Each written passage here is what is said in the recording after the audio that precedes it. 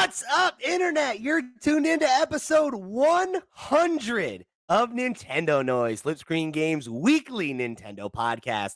I'm your host, Pete and Bessie, joined for the first time in far too long by the OG crew, the Fantastic Four of the Nintendo Noise podcast. Of course, I'm Pete and Bessie. I'm joined today by Mr. Steven Radford. Hello, hello. Mr. Chuy Plays. Goodbye, goodbye. And Miss Sierra Plus Ultra. Woohoo! Hi. That was yours. Don't forget. No, I'm changing it every time. This is exclusive to this episode. I will never do it again. That's your dish. That's how you know this is going to be a good one. Not only do we have the entire group back together, we're already kicking out exclusive content for you. And I am very, very happy to say that this is the most production effort I've ever put into an episode of any flip screen game show. We are, of course, if you have not been listening to the last couple episodes, we are doing our top 100 Nintendo games of all time list. So what does that mean? What we've done is each of us has made an individual list of up to 100 games. It's the max that we could include. Some of us had less than others. But we went through, I compiled all of those games. There was 166 games represented across our four lists. And I went ahead and ranked them. So if you gave a game your number one spot, it received 100 points. If you gave a game your number 100 spot, it received 1 point, right? So that's how we got all the point values. There were a number of ties. Every tie that came up, I broke in one of two ways. If more than one person voted for a game, right, or whichever game got the most votes among the four of us would proceed. If they had the same number of votes, which is usually one or two, then I would go to Metacritic as a tiebreaker. And in the rare instance where there was a retro game that did not have a Metacritic score, I went and found contemporary reviews and tried to come to the best fair consensus that I could based on that. So, you know what you should have done? Settled it in Smash. Just put the two characters against each other on computer players. That would have been it. I wonder if any of the ties would have not been able to be done because one of the games wasn't represented. That'd be an interesting question. Yeah, that would be weird. If they're not in Smash, I guess they don't count, right? Yeah, I guess not. Well, I don't know. Some of Steve's games, he threw some crazy ones. Sierra threw out a game I did not know was published by Nintendo. So we got some interesting ones on this. Well, I mean, it might. I didn't don't worry. I double checked. You did? I fact-checked everything. I made sure we were all... There's only one non-Nintendo published game that I allowed to squeak through. Was it the one I mentioned? It was the one you mentioned. Yeah. And it was because it appeared on 3 lists. And I was like, I had it on my list for sure. I did too. So we'll get into it. We got a long episode ahead of us. We got 100 games to get through, so we're going to jump right into it, gang. So the top 100, and if you're not on YouTube, this might be one you want to watch on YouTube. You know, Steve and I made a nice little PowerPoint. It's very good. So, you want to go check out the graphics here. But anyway, our top 100 Nintendo games of all time as ranked by Flipscreen Games. Number 100, Star Fox 64. So, Lilac Wars. or Lilac Wars, of course. Worth calling out to. Steve knows some of the entries on the list because he helped me put the pictures, and he doesn't know all of them. Sierra and Chuy know none of them. I know nothing. Each one is going to be a reveal. I was pleased to see this get on the list. This is the only Star Fox game that any of us wrote in. I was the only one that voted for it. But I didn't write any. Every Star Fox game. Sorry. Hey, it's all right. Hey, we you got to just put in your favorites, and I'm glad it squeaked by. I'm glad we got one Star Fox rep on the list. Right. I mean, to be fair, it's the one you would want, right? It's either that or the original Star Fox. I don't think you put any of the other ones on there. Yeah, I mean, maybe Star Fox Adventures. Some people really do mess with that game, right? Like, this is also every Star Fox game, so yes, every Star Fox game has been chasing this high, so it makes sense. And I will say, for games where there was like a remake, it's like Star Fox 3D counts here too, all right? I don't want to hear it in the comments that's better, okay? It's the same game. It's fine. Number 99, Super Mario 3D Land. This is another one that only one person voted for, and it was me. And I was very glad that it made it. It's a great game. Underrated game, I'd say. Yeah, I think it got a bad rap because 3D World was out at the same time over on the Wii U, right? And people were Yeah. just like, "I'll play that one instead." Yeah, this game is killer. I think it's, if you haven't played it, it's one that's definitely worth going back to, and it's very unique in the way that it presents like the kind of like 2D level clear Mario format. Like the way it plays with perspective is really, really cool. It does some very unique stuff. One I'd love to see get a port one of these days. Did it use the 3D screen in any meaningful way, or was It it that did. just okay? That's cool. Yeah, and it's like, I mean, your mileage may vary, right? Some people just play those games totally with no 3D, and that's fine. But I think this is one of the ones that takes really good advantage of it, actually. That's good. Uh-oh. Why is 98 the same game? Uh-oh. Okay, so we've made a mistake here. It's fine, because I know which game got... All right. I'm going to make a slight adjustment here, okay? So actual number 100, Yoshi's Crafted World. That was from Sierra's list. That was number 101. So that's actually 100, all right? 99 Star Fox. Okay. 98 Super Mario Land. 97. We're back on track, everybody. Okay, don't worry. cool. Bravely Default. Nice. Yeah, I was stoked to see this one make it. Chuy, you voted for this as well. Mm-hmm. Yeah, this game's great. I mean, it's just big JRPG goodness that has... It introduced what was kind of like the default mechanic, which was like you can set your players to wait a turn and save an action, or you could set them to just like go ahead 4 turns and do 4 actions at once. So it was really like high risk, high reward type of gameplay. And this was what kind of crossed over into games like Octopath Traveler and that sort of thing. So yeah, really, really cool 3DS game. Bravely Second. I don't know why they didn't call Bravely Default to Bravely 3 Fault. Really missed opportunity there. But yeah, I really enjoyed this game. Tons of like classes and stuff. Like, I don't know, really cool modern take. I guess not so modern now that it's been like, I don't know, 10 years, right? Now, yeah, but yeah, a nice update to like the turn-based formula for sure. Yeah, I definitely am with you there. Like, I think that was the thing about this game that spoke to me the most. Like, it has a good enough story, and I like the characters, but the combat is, I think, really where it sings. Like, the default system is really cool, and I think it kind of breathed some new life into that standard, Final Fantasy turn-based combat. And it also, like you said, the classes thing very much reminded me of like Tactics, where it was like you were constantly evolving and like unlocking new classes so you could have like hybrid roles and stuff. Very, very cool. It gives you a lot of control and customization over like how you build out your party and how you take advantage of your bruisers versus your magic users and all that stuff. Great game. Glad to see it make the list. Number 96, Brain Age. Nice, good game. Otherwise known as Dr. Kawashima's Brain Training, which I think is a better name, personally. Sure. Yeah, I don't know. Because if it's... Why is the brain...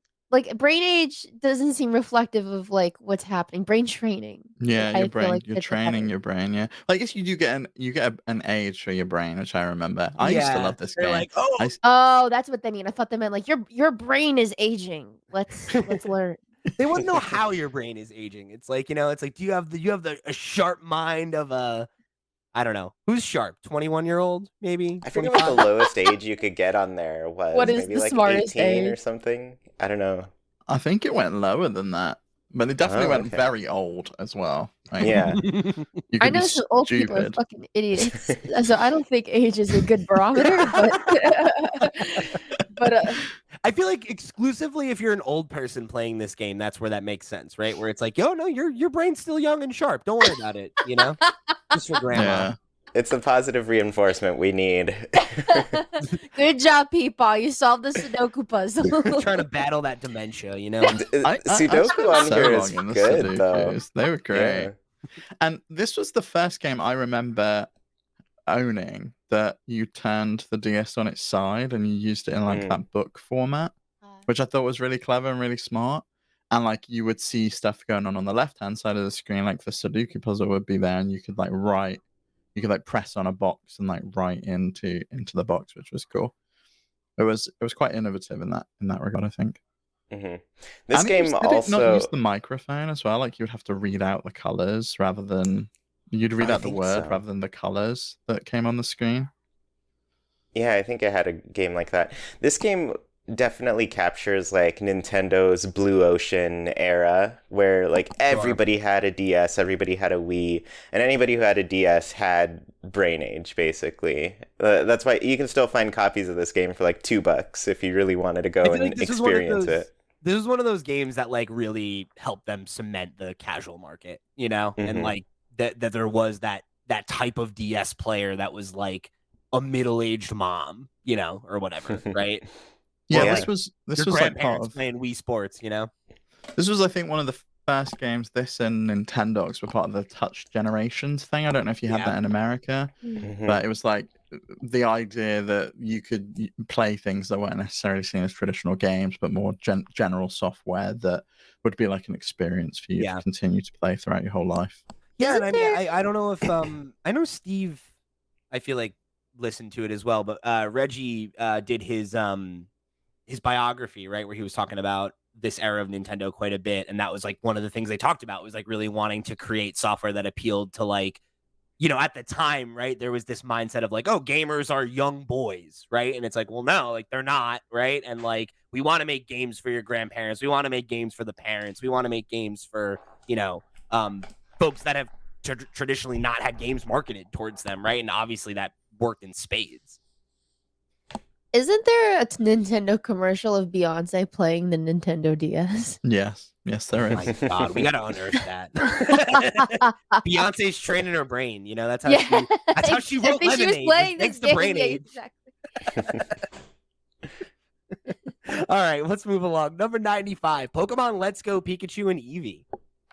I forgot to Nice. put this on my list, and I meant to, but Oh, where would it you have away. put it? Because it would have ranked higher. Because I It think probably I would was have the ranked a only lot one. higher in, like, if the you had voted top for it. 30 for me, somewhere in there. Yeah, Definitely would've not the shot top up.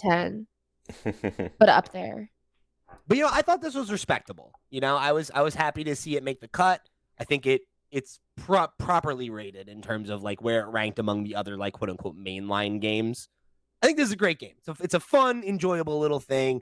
I went in with pretty low expectations and ended up really enjoying my time with it. So And Yeah, it I has had the a good best time with it. controller. If you got It the does. Pokeball controller, that thing Yeah, is which- great. I liked using that thing with Pokemon Go as well. It was like a Yeah. 2-for-1. It was great. this is like the Mhm. only Pokemon game you ever liked, Steve. This and Pokemon Go were the only two. Yeah, that I really clicked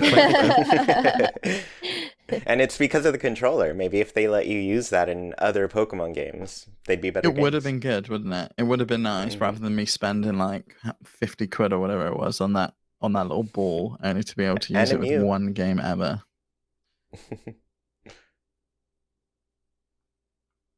So yeah, I don't know that I have much else to say about this one. So we'll. I think the worst thing about this game though was that Mewtwo was stuck behind the paywall of having to get that No. ball. It was Mew. Mew. Was it Yeah, Mew? Mew Yeah. was. Okay. Which is, I mean, yeah. that's fair enough. The only way you could Oh, I forgot about get it in the that. original game was through hacking. So Oh, I never even Yeah. got Mew. I finished the main game, but I didn't. I don't know. The Kanto remake. yeah, it's solid. Yeah. You know, it's the second best Kanto remake. What more? Can you Yeah.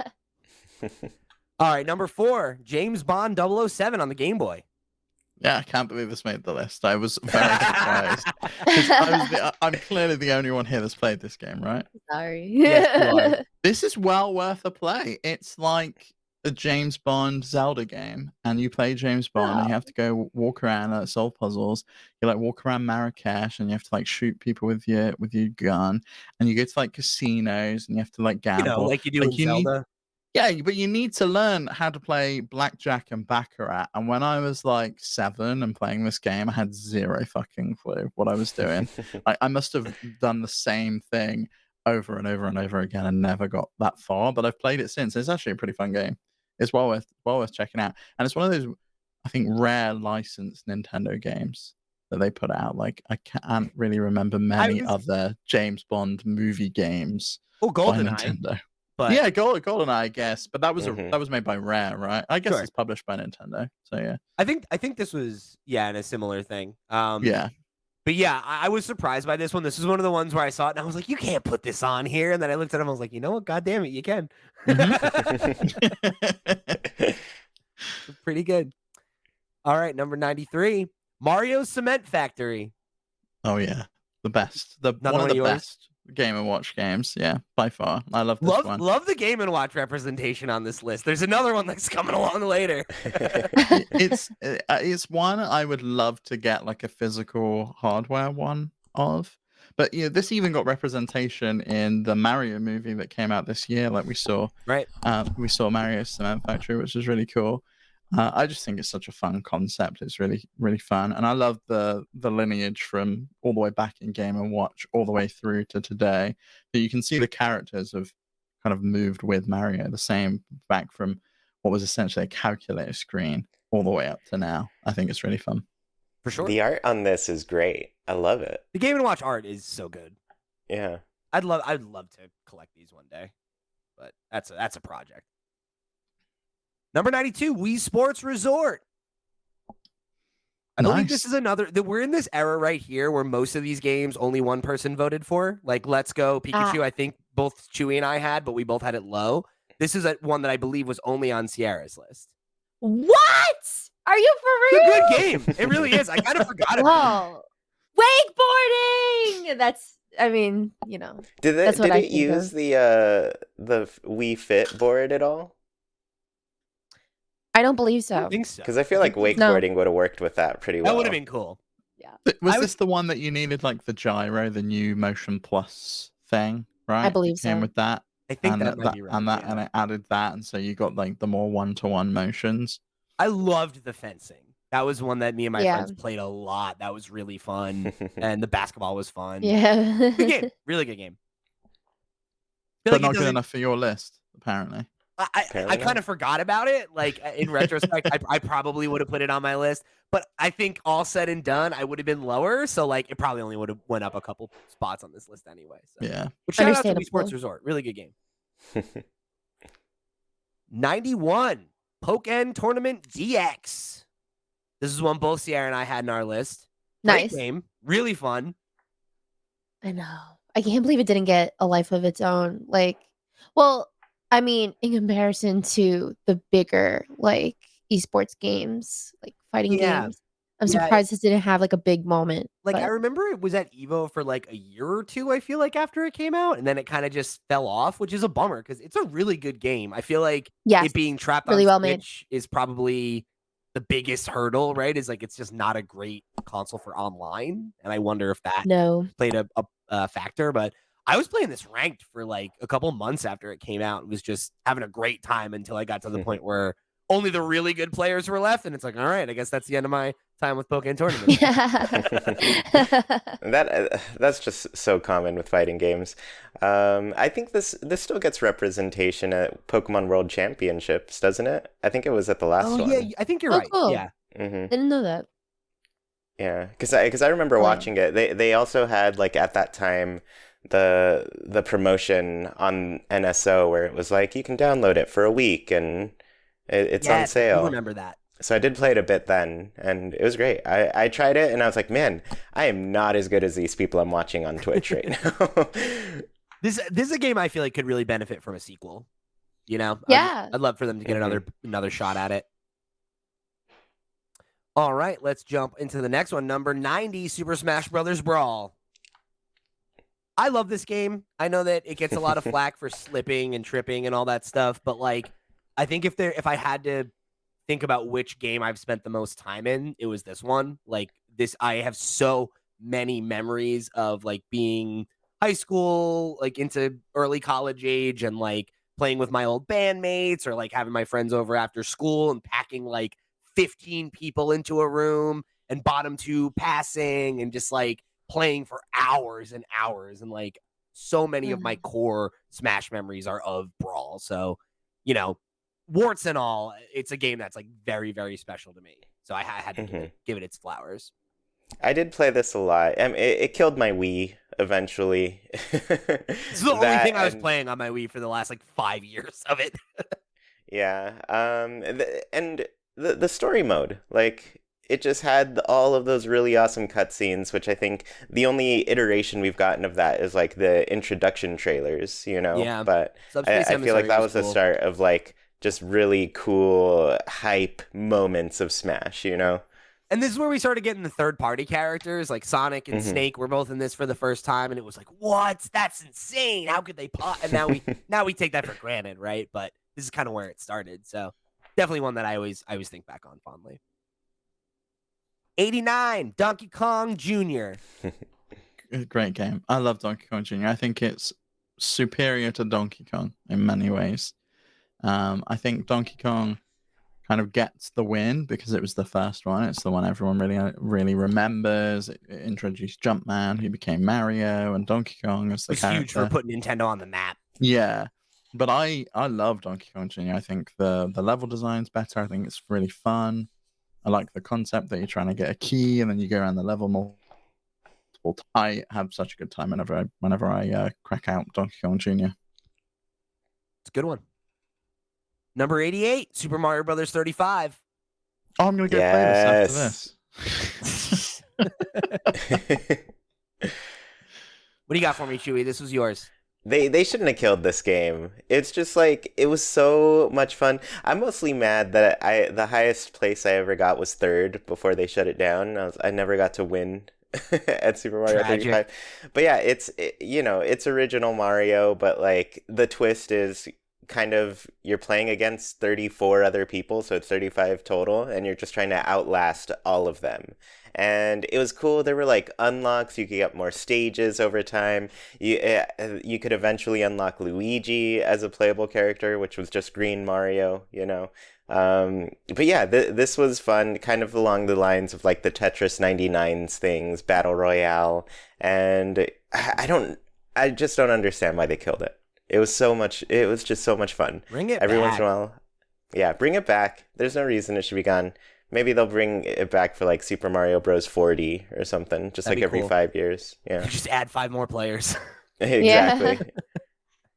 All right, number 87, Pokemon Puzzle League. Shout out to Pokemon Puzzle League. Yes. This was like baby's first puzzle game as a child. Like this was my Tetris. Yeah, I was so pleased. There's 2 infamous or famous, depending on who you're asking, I guess, Pokemon puzzle games, and I was very pleased to see both of them make it on the list thanks to the 2 of us. So shout out to Pokemon Puzzle League. Yes, gotta Not represent. my favorite one, but my favorite one's coming up, so we'll talk about that later. Yeah. This one was sick because it had all the anime stuff. I remember that being like those super compressed anime like dialogue lines, Yup. And the cutscenes. Yeah, and looking at this cover, like it's surprising to see Ash on there because the video games, like they go with the different characters, like more of the manga. Yeah. I think this was the characters only and that sort of thing. console release aside from, I guess, Yellow version, which is like literally inspired by the anime, right? Where it actually did make use of the anime characters. I think every other appearance of them in a game is like on PC or something. Mhm. It's an interesting one. Moving along, 86, Hey You Pikachu. Could not believe this game ranked this highly. So funny. Who Easily else made the on list? our list. It was at the bottom of my list, but I had it. Okay. I just, I'm like 9 or 10 years old. I'm obsessed with this show. I can talk to the yellow rat. Let's go. Like I a lot of the games on this list, like I went chronologically from when I have the first cognitive memory of playing video games, which was like 99, and like went like in chronological order from there. And like this is a game that had like a very strong like mark on me as a kid. So I had to throw it on there. It's so funny because I feel like it's probably one of the most disappointed I ever was with the game versus because like I remember seeing the commercial of this and being like, oh my God, this is incredible. And then I remember playing this game for like, I don't know, 40, 50 hours or whatever. And how much of the time I was just screaming in the microphone like, Pikachu, please just eat the fruit. Why? The microphone never worked. So much content. Look at that fucking thing. Can you imagine playing CSGO with that shit? Sierra, we got to get an adapter on one of these things and record a vocal track with it. That's my goal. We need to buy this mic. I need to own this microphone again. I probably have mine somewhere. I kept all my N64 stuff. I bet you I have this thing. My parents. When you wire that up, everything. you're gonna find out why it never understood you though. It's gonna sound absolute garbo. Oh my god, yeah. Of course. Of course it will. It's just like so those fake. old PC microphones that you had on like a massive beige stick, and like they had like the little stand that you would put them in. Yeah, 100% is like one of those, but with a stupid yellow ball on the end instead. I think there's a reason that we didn't make more games where you do this as a a mechanic. Because I remember there were so many things in the world I never figured out how to interact with because I could not get Pikachu to do anything. They should have brought this game back to DS. I Yeah, know. they Anything. did. Doing it a Like, better one. microphone, you Yeah, know. Hey Yeah. Pikachu 2, let's go. Yeah. Classic. This is hilarious. Love to see this on the list. All right, let's move it along. Number 85, Trace Memory, aka Oh. Another Code. This game's great. Phenomenal game. One of the best I puzzle loved games. this game. Yeah, it's really, really good. It used the DS in so many innovative ways. Like there was aspects where you had to like blow dust off things with the microphone. There was a puzzle where you had to shut the DS while it was on in order to make a print of something in a book. It was just really, really smart, really, Wow. really cool. Great character, great story. Had a follow up on Wii, which I think was also on my list. I don't know if it made the main list, but yeah, really, really good game. I recommend everyone checks it out. Spoiler I just alert, have the it didn't make box the for list. this. This is the one. I have this box on my bookshelf behind me, but I don't know where the game went. I think it got stolen at some point. Oh, Oh, no. that's a I'm shame. bummed about that. Yeah, I never heard of this one before.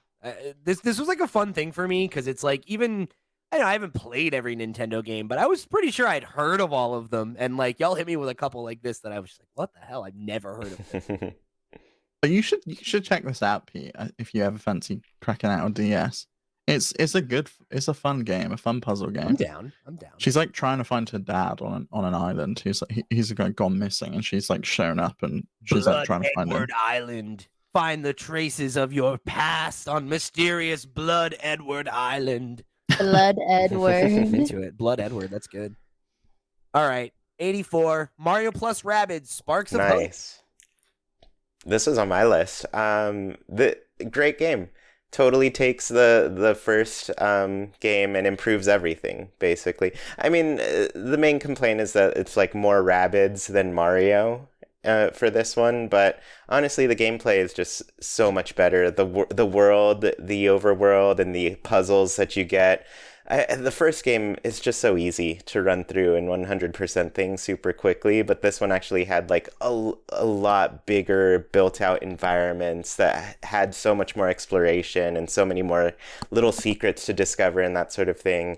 And then the confusing thing about this before it came out was like the new movement that they introduced, where it's kind of like you get this free range of movement within a circle. And I don't know. I just playing with that, messing with it. There was so many cool ways that you could like cheese your way to different areas and things. It just felt great to move the characters around and, just do everything. And it was really hard too. But then they also had really good settings for the difficulty. Like you could really optimize it to fit however you wanted to play. But at one point, I'd switched it up to like really difficult, and I was like, why am I dying so much on this level? What is that? Like they really ramped up the AI here, their defense and everything. But yeah, overall, really great, really fun moments in this one. It's a good time. I'd like to get to it one of these days. I really like the first one. Yeah. Number 83, Pokemon Platinum. Ooh. I was the only one who had this one on the list. Gen 4 is one of my favorite generations. I think Platinum is one of the best examples of like the third entry kind of nailing it and fixing some of the things about Diamond and Pearl that were like a little janky. I think it cleans up a lot of those things. It adds some really good like post-game content. It's just a really, really sharp game. And in general, Gen 4 is among my favorite generations for the changes it made to the base formula.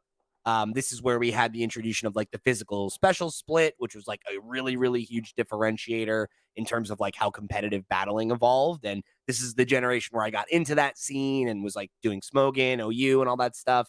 So yeah, this is like just such a formative game for me and a really important linchpin in, one of my top 3 Nintendo franchises. So had to give it its flowers for sure.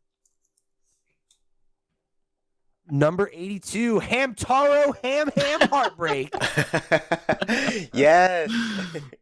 This was the one that threw me. I was like, this is published by Nintendo? They made a Yep. Hamtaro game? Guess so. This was one of my favorite Game Boy Advance games growing up, and I even caught a stream of it recently, and I was like, it reminded me how pure and wholesome this game is. It's an RPG. Play as Hamtaro and Bijou, and you are trying to save the love of multiple hamster couples. So you learn different dialogue as you go along to help you solve these puzzles in every scenario. And I think that the way that the the different areas are designed are so cute and gorgeous, and the colors are just pop, and it's a feel good game, especially if you loved the anime. If you missed out on this as a kid, emulate it, go back and play it. It's a good one. It I has need to such do that myself. good sprite work. The art of it is so good. It's very pretty. I kind of remember this game because I remember my first serious girlfriend was very into the anime and had this. And I remember being like, what is this game? And she was like, no. You got to play this. It's actually really good. And I remember it being tight. I hadn't thought about it in 17 years or something like that. But yeah, it's so funny. I was trying to think about the show too. And the theme song shot right back into my head as soon as I saw this graphic. So a nice little walk down memory lane. Yeah. They made a few of these games. This was produced by Shigeru Miyamoto. No That's way. Wild. What? Does he have a niece or nephew that was really into Hamtaro? What's up with that? I don't know. It was a sequel to a Game Boy Color game that they also made that Shigeru Miyamoto also produced. That's I guess that's why they're so good. Yep, it's Hamtaro time. That's all I got. That's all I got for you. All right, number 81, Super Smash Brothers for Nintendo 3DS/Wii U. Chuy and I both ranked this one. I like this game fine. I think it is very good. I think the reason it scored lower for me is because I think it's the least memorable game because the differences between it and Ultimate are not very significant. It's mostly just it feels like the ramp up to Ultimate, right? Where it's okay, it's very similar mechanically. It doesn't have a lot of unique functionality, and it's basically the same roster, just missing all of the fresh new characters that we got in Ultimate, right? So it's a good game. It's a great game, right? I think it's probably the second best Smash game, but it's the one I feel like I have the least emotional investment in, It's the one you could play handheld for the first time, though, which I think is cool. really important. And I own copies of it. I did it. And it introduced Villager. That is true. Oh, well, that's enough then. I think the highlight with this one was the 3DS mode, the 3DS exclusive mode, Smash Run, right? That was fun. I thought that was a really fun twist on their multiplayer up until now, where you kind of just do Smash always kind of had those single player modes where you'd run across this stage and beat an obstacle course basically, right? But yeah, this one took that idea, turned it into a little collectathon where you make your character as strong as possible, and then you just fight at the end of it. It's fun. It was a good time. I did enjoy that. Number 80, Diddy Kong Racing. Yes.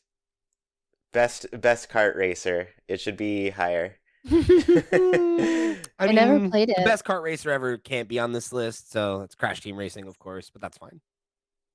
No, I mean, okay. Well, Diddy Kong Racing, it's just a standout in kart racers because of the story/adventure mode that you had. You'd drive around in a hub, which was great, full of secrets and that sort of thing. You'd get different races. They'd change up the races with the silver coin races. So after you've won all of the races, you could go back and collect all the silver coins, which made the race harder because they'd put coins that were mandatory. There was 8 on each track, you'd get them all, and some of them were really out of your way, so you had to be very good to like get the coin and then still get first place in this game. So the thing I always think about with this game is the multi-vehicles. Like, that was so yeah, innovative. Like, that's still not a thing you've really seen, where like you could race a plane instead of a cart and stuff like that. It's very cool. yeah, the plane, the hovercraft. The hovercraft was always chaos because it controls so weird. It would just like turn really quickly, and then all of a sudden you're just like going every which way. It's wild. This has nothing to do with Diddy Kong Racing, but it does have to do with what we're talking about here. So one of the games on Sierra's list that didn't make it to the top 100 was Mickey's Speedway USA, which I learned was made by Rare. What? Yeah. Rare got the It's a Rareware deals game. back then. Isn't that wild? That is crazy. They made 2 kart racers? Okay. I guess they still get to work with Disney at this point, because Rare did the whole Pirates of the Caribbean That's true. thing with on Sea of Thieves. So Pretty cool. yeah. Number 79, Pokemon Brilliant Diamond and Shining Pearl. I did put this one on mine because I didn't play the originals. So to me, this is like, you know, how I played Diamond and Pearl. I respect that. I didn't mind. Like, everyone was really upset about the chibi 3D like art design of the game. And like, I don't know. I really don't know, like, because like I didn't have an opinion because I didn't play the originals. So like, You kind of I got just to go in picked them up. fresh. Exactly. So I Nice. picked them up and I played them. And, you know, I loved the story, the characters, and the gym leader fights were really great. Obviously. And then it was my first time fighting Cynthia and experiencing that. Which is So- like, it's like the hardest Elite Four in any game. Like, Yeah. that is so, I think that those games are so satisfying. And it's a really good dex, too. There's a lot of good Pokemon in Gen 4. Yeah. So I loved the underground thing. I thought that was a nice touch. Yeah. And yeah. That's awesome. I'm glad you were time. able to get in on Gen 4 now, finally. That's awesome. The only thing I remember about this game is Chewy pointing out the feet. I'm sure it was you, right, Chewy, that pointed out the chibi feet and just ruined it.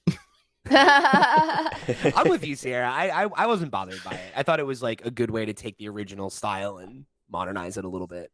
I'm surprised we haven't had any more of these announced. I thought we would have. I thought that was going to be their strategy moving I think we'll forward. get another one. We'll get a black and white remake soon enough. Number 78, Fire Emblem Awakening. Great game. Chewy, you were the only one who voted for any Fire Emblem games aside from me and the one that I voted for. So go for it. That's wild. Okay, I'm a Fire new Emblem fan. Awakening. Three Houses was my first one, so. That's fair. You should go back to this one because this one really Oh my like God, I launched. didn't put Fire Emblem Engage on my list. No. Oh, Me neither. Damn it. Oh no. Me neither. The story got a little too whack on that one. Still, damn. All right. Awakening is great. I mean, Awakening is a lot of people's first Fire Emblem. It was the 3D, the first one to come on 3DS, and I remember it being like actually pretty difficult to find when it first came out. Yeah, I remember that. People who didn't pre-order it sold out pretty quickly because, you know, it's Fire Emblem. They're like, we're not going to sell too many units of this game. We're just going to... Was this the one that had 2 versions, or was that the one after this? Because I remember there was This the one- one that had 2 the versions. one and then after. and you could get the like collector's version or whatever, and that was another crazy thing to find. Yeah, Fates was after that. Okay. But yeah, this one, it really launched Fire Emblem into the mainstream for a lot of people. It introduced a lot of really fun mechanics. I think it was still the cleanest way to deal with like kind of the time travel, time skip stuff. And basically like this one, it introduced like the whole, you romance the characters, they have children later that you can use in battle and that sort of thing. And it was really just a fun mechanic at that point because people were like min-maxing like, oh, who are the best 2 units to match for this future child unit, you know, that you could use. It got real messy in Fates after this. It was just like, they didn't even want to explain it in the game, like how the children came back, but Awakening did a good job of it.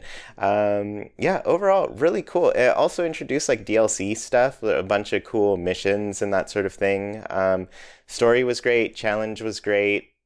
overall very solid. And then the character art design, I I'm still not a fan of like the character art direction that we got in Engage, for example. But I think this art design really stuck around. It kind of had a really good like classic anime feel to it. Yeah, So, the hand-drawn style. yeah, I really like this art style quite a bit. Me too. Me too. This is one I'd like to go back to at some point. You should. Number 77, Mario Tennis on the N64, the original. Fun game. Yeah. Did anybody else Yep. put this one on there? I did. Yeah, This I was on my did. list as Okay, well. go. Yeah. Yeah. I don't like love any tennis game, but like in terms of like Nintendo's significance in my life and my memories, like I remember playing this game. Yeah, I played a Like- lot of this game. My best friend growing up had this, and this was like one of the main like multiplayer games on N64 that we would play when it was just the two of us, you know, and it's not like one of the classic 4-player kind of experiences. And I remember like getting deep into the story mode and like, you know, going and unlocking all the characters and everything. Like it was a good time. It was one that I remember he and I had a ton of fun with. And it's always one of those games that like when I think back on the N64, this is like in that top 15, top 20 games that come to mind for me in terms of just, you know, great memories, good times. Yeah, this one's fun. 4-player, tons of chaos as you all played together, lots of yelling. That's all I asked for with my multiplayer game. This is one of the games I went back and played actually a decent amount of when it came to NSO. Like this was one of the first N64 games I booted up and was like, oh, let me play a couple of rounds of this. And I played it like 2 nights in a row and was like, fuck yeah, all right. This game is good. Holds up. Yeah. All right, number 76, Cadence of Hyrule. Great game. Did no one else put this on their list? Just I you. haven't played it yet. Oh, it's so That's why. good. Do you like I'm- rhythm I'm- games, Sierra? I do. Yeah. I missed it while it You was should on try this. Sierra. NSO. You might like this. I heard it was Oh, it was on hard, but NSO, everyone was said that about I thought that about Breath of the Wild too, which is also still hard. But I did Yeah. not find this hard at all. If you can get in with the beat, it's fine. It's basically just Okay. like matching the rhythm, and if once you get that, then it's pretty easy. You can They even also turn it have a off in the rhythm-free mode. settings. Yeah, it's Yeah. just, if you're finding that too annoying. But I loved the rhythm. I loved the remix of the music that everyone knows from Zelda. I loved the characters. I just thought it was so fun. I kind of want to go back and play this again. This I was a wish really I good liked game. rhythm games. Yeah, it was Did you it not was on even, NSO like- for a week. When was that? Is it ever? Do you think it's going to come back? I want to say it was a couple months ago. They did like the trial thing. I honestly don't Yeah. know. I feel like they don't really revisit the games on NSO. It seems like they do a new one each time where it's like, oh, you can play this for a week, you know? But I really wanted to play this. I just didn't get a chance. And I still think I'll buy it just because I love rhythm games. And I've actually been thinking of getting Crypt of the Necro Dancer too. Which is on sale right now for like $3. So I don't know why I haven't grabbed it, but yeah, I love rhythm games. I love Zelda, so I think this will be fun for me. Yeah, it's really great. I bought this, I booted it up, I gave it a shot, and I bounced off it like I do every rhythm game. I just don't like them very much. But like style wise, like I was so into everything but the gameplay. So like, give it a shot for sure. If you like rhythm games, I'd say one to give a go. Number 75, Kirby Nightmare in Dreamland. This was one of mine, one of the only games. This is one of the higher games that only one people voted for. But yeah, this was like in my top 15. I think it's up there. I've talked about this game a lot. This is one of my favorites. It's a remake of the original Kirby's Dream Land. It's just gorgeous. I think this is the best 2D Kirby game for my money. I love the sprite work on the GBA where you get that like nice 16-bit look and color palette, but with a little bit higher quality animation. This game takes such good advantage of that. It's got some of the best sprite work in the Kirby series. It's got, for my money, probably the best soundtrack, which when you're talking about a Kirby soundtrack, that's very high praise because Kirby music absolutely whips ass. And this is just, it's such a good game. I think if you've never played Kirby, if you're a more casual Kirby fan, this is a game I really, really highly recommend you go and give a spin. It's like a super delightful, like low key platformer. And I think this is much like Forgotten Land. I think this one balances the challenge a little bit more. Like it's less brain dead easy than some of the games that came after it, but still not on the level of difficulty you'd expect from like a Mario or a Donkey Kong or something like that. So if you're in the mood for like just a good chill time, definitely one to check out. I just replayed it last year on my Steam Deck allegedly, and holds up. Nice. Oh, you're muted, Steve. Is this one coming to Switch as part of NSO, do you think? I would hope so. I feel like what is it? I think it's something in the Kirby and the Amazing Mirror, I think is the one that was the original Game Boy Advance game. I would not be surprised if that came before this, but I hope this comes. All right. Number 74. Super Mario 64 DS. Yeah, I specifically called out the DS version. I know you said we weren't having remakes on the list and we were only going to have them. But this is different, right? This is different because I think you're right. This is a different enough game. It has 3 additional playable characters. It has a ton of different stars. Like this is a very different game, even though it's like technically a sequel, remake, whatever you want to call it. I think it stands on its own for sure. But I specifically like this version. I have a lot of nostalgia for it, playing it, just like chilling out on my sofa at my parents' house, and just this was my first DS game. This like came with it was mine too. Mm-hmm. Yeah, this was my first DS game as well, and I remember trying it with that. Do you remember the original DS came with that stupid strap with the thumb thing on, and you like put the thumb thing on, and like I was like trying to use that on the screen, and I'm just like, this is absolute crap. So I gave up with that and just used the stylus. But did you ever play this on the Wii U? The Wii U port of this was exceptional. No, I never had a Wii U. I always wanted to try out the DS emulation because it seems like that's a really good use case for having the gamepad and that you have the 2 screens. But yeah, I never had a Wii U. I think that's the best way to play it. If memory serves, and I might be wrong, you can use the right stick instead of the stylus, and I was like, oh, it's such a game changer. This was this game also felt like I could finally relate to those people who were blown away by like games on a Game Boy, you know? Because this was like, man, I played this on my TV on the Nintendo 64. Yeah. I can't believe I can take it anywhere. Yeah, you're right. That's probably one of the first times I had that moment. Yeah. Yeah, because like you just come from the Game Boy Advance where the 3D was fake at best in something like Super Circuit. But then you come to this and it's like, wow, full 3D. It was like impressive, really impressive. All right, let's keep it moving. Number 73, Donkey Kong 64. Yeah. Hell yeah. Love this game. This is an interesting one. This is one of those games I feel like how you feel about it is very much in relation to how old you were when it came out. But I was on the right side of that line, so I love this game. Big Rare fan. I was a big fan of the collectathons back in the day. I remember like going to a Best Buy and like pulling this off and my dad being like, oh, why is this one like more expensive than every other game? And I was like, Dad, you got the expansion pack in this. It's got new RAM. This game is next level, Dad. We got to get it. And I remember we went home and like installed it and played it. And we're like, oh, look how smooth it is. Like, oh, I love this game. It's got a great cast. Like, it's just so much fun. It's such a fun game. It's a classic. The music is fucking. I can hear it in my head right now. Oh yeah. The DK rap. Come on.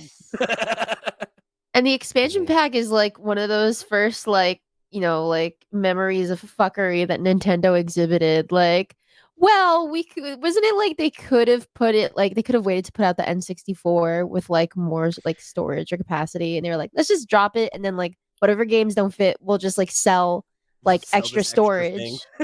There was the whole thing with the Mario movie with like Grant Kirkhope not getting the credit for the DK rap, right? Yeah, but I think even the score had like callbacks to like the overworld theme from this game too, because I heard it and I was like, oh, I know exactly where we are now. This is great. Yeah.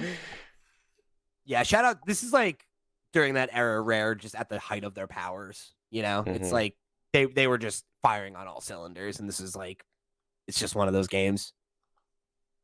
72, Mario Party 5. Nice. This one is my favorite Mario Party. I know when we did the list previously, which I just found out from the episode of Flip Screen Games podcast, Mario Party 6 was like higher on the list. Yeah. But Mario Party 5, I think, is probably my favorite Mario Party.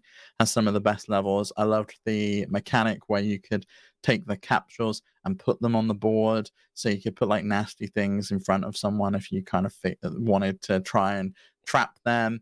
Or get them to do something, and then they would stay there for the rest of the game unless you replaced them, which was really, really fun, and had some really great mini games in there as well. I hope we get another Superstars collection where we can have the GameCube era of games. Like we had the N64 era games. I want the GameCube era games, 4, 5, 6, and bring those over. I would be even happier if they just did that as DLC in Superstars, so I could have like a definitive collection. But I'd buy Superstars too. I'd be fine with that. Yeah, I see them doing a Superstars too, but it's so confusing just considering that like there are GameCube mini games and Wii mini games in Superstars. That's why it's weird that they haven't done some kind of DLC to just bring more boards. But you'd hope it happens, but it feels like the farther we get away from it, the less likely that seems. But I don't know. Great game though. Number 71, Pokemon Black and White. So this is the Pokemon era I have the least to say about. I am definitely a bit of a Gen 5 hater, so I'll let Sierra. Dude, same. I get it. I mean, like, what's there to say that I hadn't said on the previous, like, in a previous episode where we ranked Pokemon games? Like, I really loved the story, and that is what I cling on to when I beg people to play this game. I think that's a popular opinion. I think most people would agree that it's the best narrative. So totally, like, I'm with you there. That makes sense. And I love the Pokemon in just this generation. I love the legendaries. And I loved a lot of the way, like the way a lot of the cities were designed. Like, you know, I know it's supposed to be based on America, but I feel like it's like a cooler version of America if America was anime and not bad. So, and more whimsical. So I think that's just a few of the things that I loved about this game. But this game also, like, for me, like, nostalgically, was marked when I was getting back into gaming around the time it came out. I think the positive for me with this one is that I like that they were like, you know what, let's just do a completely new Pokedex. It's all... We're doing 150 Pokemon. They're all brand new. And I like that. Yeah, I think I like that more in theory than in execution. But I'm with you there. Because I remember being like, oh, that's so cool. And then it's like, P-Dove. It's like, well, that's just Pidgey. You know, like... Yeah. I know. They always have the obligatory bird. My hot take is, like, you don't have to have a new bird all the time. They're getting better at that these days. They're like, we're just going to reuse some guys. We'll have less new guys. It'll be fine. Yeah, I'm with you there though, Chuy. That was cool. I felt like they were trying to like reboot things a little bit and be like, let's move things forward, and I respect that for sure. 70 Xenoblade Chronicles 3. Nice. I'm gonna assume this is the only Xenoblade that made it up. This is the only Xenoblade that made it on the list. Because I put it much higher than the other two. I think this one just like captured what was great about both the previous Xenoblade games. It did much better with the story, because Xenoblade 1 you play for story, Xenoblade 2 I think you play for gameplay, and I think Xenoblade 3 just has both of those, so just play Xenoblade 3. Because they're very long, and I don't blame you for not being interested for that reason, you know? So yeah, I think Xenoblade 3 is the one to go with. The story, incredible. It gets heavy, like, right when you start. You know this, Pete. Like, things get intense. Things are real from the get-go. It is a pretty heavy game, yeah. Yeah, things are real from the get-go. But I did really enjoy it. I think if I had the chance to finish it, it would have ranked higher on my list for sure. Yeah, and I think this one like also breaks down the combat a lot better than the previous one. Like Xenoblade 1, I felt like I didn't know really how to play the game at all. 2, it did better. It taught you things, but there was like no way to look back at the kind of what's the word? The tutorials. Like it would show you stuff and then it would be gone forever. Like you couldn't go back and see any of that. Because it, like in the moments that you would dealt with it, like it wouldn't click. And then this one, it was like it broke it down very easily. You could always go back and look at the mechanics and everything. So yeah, I think for anybody just getting into the series, funny enough, this might be the best place to start if you really want to learn how to play. But I think it's also just like the best game overall. It's got a lot going for it. I thought the combat was really fun. And it has a really good cast of characters. Like I love a good ensemble cast, and I think this game having like 8 main characters is something that easily could have felt terrible. And I think they do a good job of like basing each of them on like a kind of trope to give you like a sense of their personality, and then really meaningfully building on top of that so they feel like individuals, rather than just kind of like, this is the big strong guy, this is the tiny strong lady, this is the, it's like these like very traditional anime JRPG tropes that then they try to, I think, flesh out in a way that really worked for me. I think if this game ran better on Switch, I would have finished it because I would have played it in handheld. There's just so much content, it's hard to mainline it. So, but it's a good game, really good game. Glad to see that it made the list. Number 69, nice. GoldenEye. Nice. A great game. I have so many memories of playing this with my friend at his house, and we would just sit when we were like kids in this single armchair in the corner, and he had like a separate like tiny little CRT TV set up so we could just play it out of the way. Really, really fun. I mean, I didn't give a shit about the single player. It was always the multiplayer. Oh, yeah. That was the only thing I played this for. I played this game a good amount when I was a kid, like a young kid, but like my shining memory of it is definitely when I was a teenager. I think I was like 14 or something, like maybe my freshman year of high school. And me and a bunch of my friends, like there was this one summer where we just like hung out at one friend's house like the entire summer. And it would be like, we'd either stay there or we'd wake up and walk over at the beginning of the day. And we played GoldenEye every day that entire summer. And we got like pieces of paper and stuck them up so people would stop screen cheating because we kept. Oh my god, it was so funny. And we were just like screaming at each other. And like my one friend was like, we had to like make a rule where nobody could pick Odd Job because he kept picking Odd Job and he was so short we couldn't shoot him. And it was just so silly. And like part of the fun then was fighting against how goofy and bad the controls are, and like it only made it more fun at the time, Yeah, it's a classic game. It's like one of those games that has not aged well, and it is like very hard to go back to, but it was just so fundamental that like, you got to make the list. Yeah, you got to give it a love. All right, number 68, Fire Emblem Radiant Dawn. Excellent. This was my first Fire Emblem game. And this one famously has like a sort of mistranslation where it's like the hard mode is mislabeled as like normal or something like that. And so my first experience was playing Fire Emblem on hard. And these were the days where the game was relentless. Permadeath, you couldn't turn it off. Everything could kill you. It was really incredible. But it's also a sequel to the GameCube game, which was Path of Radiance. It follows Ike. This one specifically follows the Dawn Brigade, which is another little, I guess, group in the nation you were warring against in the first one. So really digs into like the complicated politics of like the people within these nations really struggling under these like terrible regimes and that sort of thing. But yeah, really awesome game.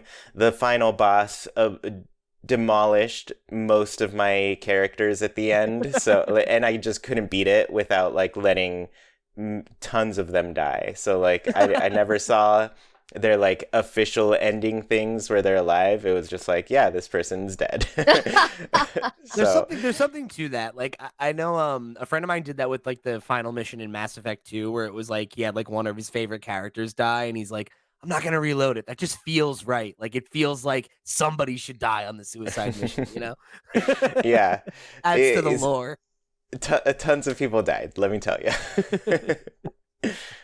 All right, number 67, Metroid Fusion. Oh yeah, I'm glad this made it up here. I only played this for the first time last year after beating Metroid Dread in 2021, and I was so glad I did. This was a phenomenal game. I streamed it all on Twitch. If you want to go check it out, the VODs are up on our other YouTube channel. And it was so fun, and it's nice to see where like the X came from in Metroid Dread, and like the lineage there, and some of the other story beats that get kind of filled in. But yeah, I loved Metroid Fusion. Probably one of the best games I've played that was on the GBA. Number 66, Hotel Dusk, Room 215. Oh, another one of mine. Has anyone played this? No. So this was again from the creators of Trace Memory, another code. And this is a mystery game that you are in a hotel and you're like this detective that goes around. It's a point and click adventure. You hold the DS in its portrait mode and the sideways mode, and you have like what's going on the left screen, and you kind of move around and point and click on the touch screen. Really, really cool game. Again, uses stuff it uses all of the DS in like a really meaningful way, but the touchscreen, the microphone, the fact that you can close it, all of that stuff's used. And it's a real shame that the developer went bankrupt, because I think they'd still be making phenomenal games to this day if they were still around. You hate to see that. But nice to see that it made the list. Number 65, Donkey Kong, the original arcade game. Had to be on here. Yeah. You know, even though I said I think Junior's better, I think the original Donkey Kong is just historic. And everyone's played it, right? Like literally everyone has played it. It's like one of those games like Pac-Man that's just everyone in their life will play it at some point. You got like the nice original Shigeru Miyamoto drawings on the side of the cabinet and everything too. Like it's just there's so much history wrapped up in this game. It's and it's a great game too. So not surprising to see it on the list. Number 64, Paper Mario: The Thousand-Year Door. Excellent. This one, bring back Paper Mario, Nintendo. There just hasn't been a Paper Mario game since this one. Bring back honestly. good Paper Mario. Yeah, I was gonna say Origami King was a thing, which I put on my list, but I did not like the wheel. I did not like the Wheel of Death. That's the only thing I liked about that one, funny enough. I like the puzzles, because the combat, it's just like it's been reduced to like you can jump or you can hammer. There's really like no variety to it. But like Paper Mario, these first two games, but Thousand-Year Door especially, like just look at the colors of the cast. All of these are like your really awesome little teammates that you can help that help you in battle, and you can actually like control them rather than them just like sitting by on the sideline like Origami King. And they have all these powers that work for the puzzles in the overworld as well. And I don't know, the story is great. It's completely I just miss this style of like RPG for Mario, where with the badges, the hearts, or raising what was the other one? You raise your hearts, your badges, or your like SP, whatever their little name for it was. But there's no rumor we're getting a remake of this. This would be a great one to see on Switch. Whoa! It better. I know I still need to play the original on Switch, so I need to do that, and then hopefully by then this one will be out on Switch. I would love that. The original holds up, I think. It's worth coming back to, yeah. They were just both like really tightly crafted in cool ways, where you could decide to like really just lean your stats in one direction and still stand a chance against all the enemies and that sort of thing. So yeah. It's got tons of replayability in that sense, but yeah, overall awesome. And that Yoshi with the little mohawk, adorable. Who doesn't like that? Number 63, Mario Kart 64. A classic, absolutely. The second best kart racer on N64. What? Get out! Kong Racing is way better. You can't be saying that this game is better than Deluxe. Come on now. That's nostalgia talking. This game's great. Don't get me wrong, but come on. Oh, I said on 64. On 64. Okay, all right. Yeah, second best on 64. That's fair. Wow, poor Mickey Speedway. Sierra's like game didn't even make the list, and I gotta go try that game now. I put this one on my list. I mean, I didn't expect Speedway to get fit. Like it's just like Mickey, Donald, and Goofy racing in like Tulsa, Oklahoma. Like What I'm who hearing is that's the cares? recipe for a classic video game. Yeah, I mean, obviously, like, this feels like a game you don't even need to talk about, right? Like, it's a definitive kart racer. It's one of the most celebrated games on the N64. It put Mario Kart on the map and made it what it is now. Battle mode, obviously, it started there. That was phenomenal. Like, it's a great game, Mhm. It's the reason it was on everybody's list. Number 62, New Super Mario Bros. Wii. Love to see this one, Chewy. I think you were the only other one that had it on the list. This was my lowest ranked 2D Mario, but great game. Love this game. This is solid. I think it just like the 4-player mode, it captures the chaos I personally look for in a multiplayer game where you could just like jump on each other, throw each other around, and totally or like mess grab people your friend up. and like run through a section they couldn't do, like stuff like Yeah. that. This was like the first one that did that too. Like I remember doing this, sitting with all my friends at the same time and being like, "Oh, pop my bubble, I'm falling!" Like it was such a chaotic, insane thing.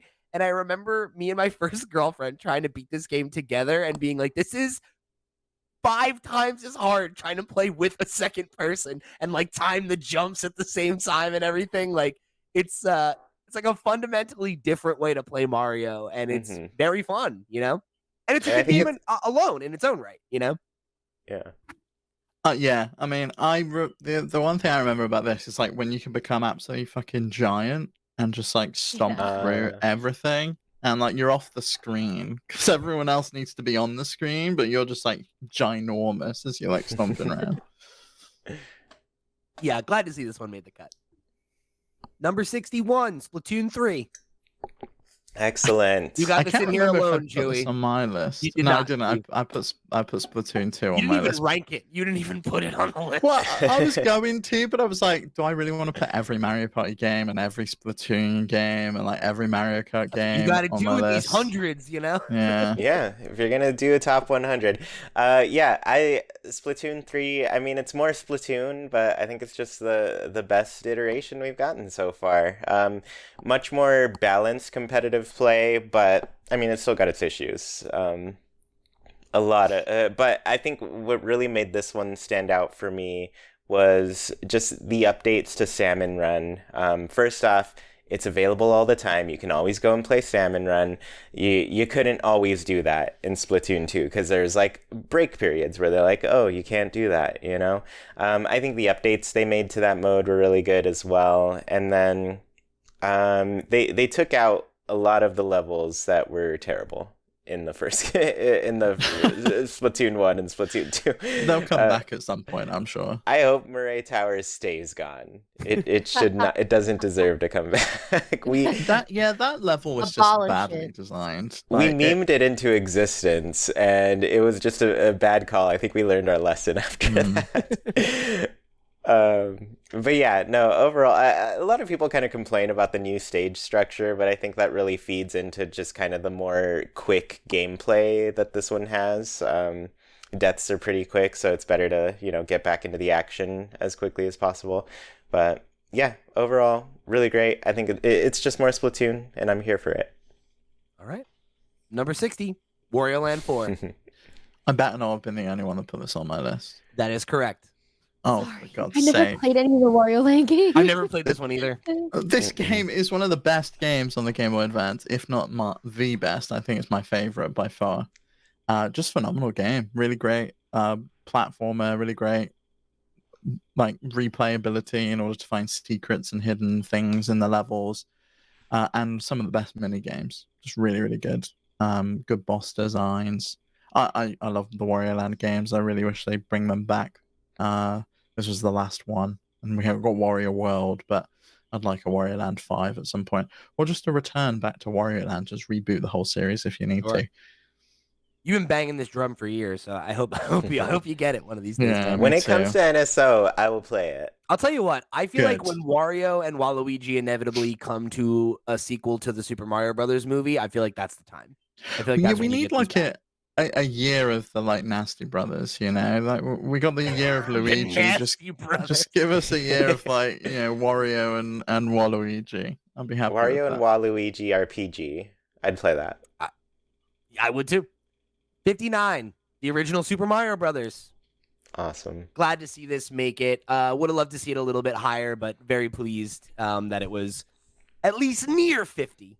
You know, could be a little higher, but what more can you say about one of the most important games of all time, right? Like, it established the formula for 2D Mario, but I also would argue that it is probably the most important platformer ever developed, right? This is the game that I think all platformers are compared against, right? And the auto scroll, right? Like, so many of the things that I think we take for granted in how 2D platformers operate begin here, right? And you think about World 1-1, like the way that it would teach you to play the game, like it's just it's a masterclass in game design and of course one of the most influential games of all time in its genre or otherwise. So you got to give it its ups.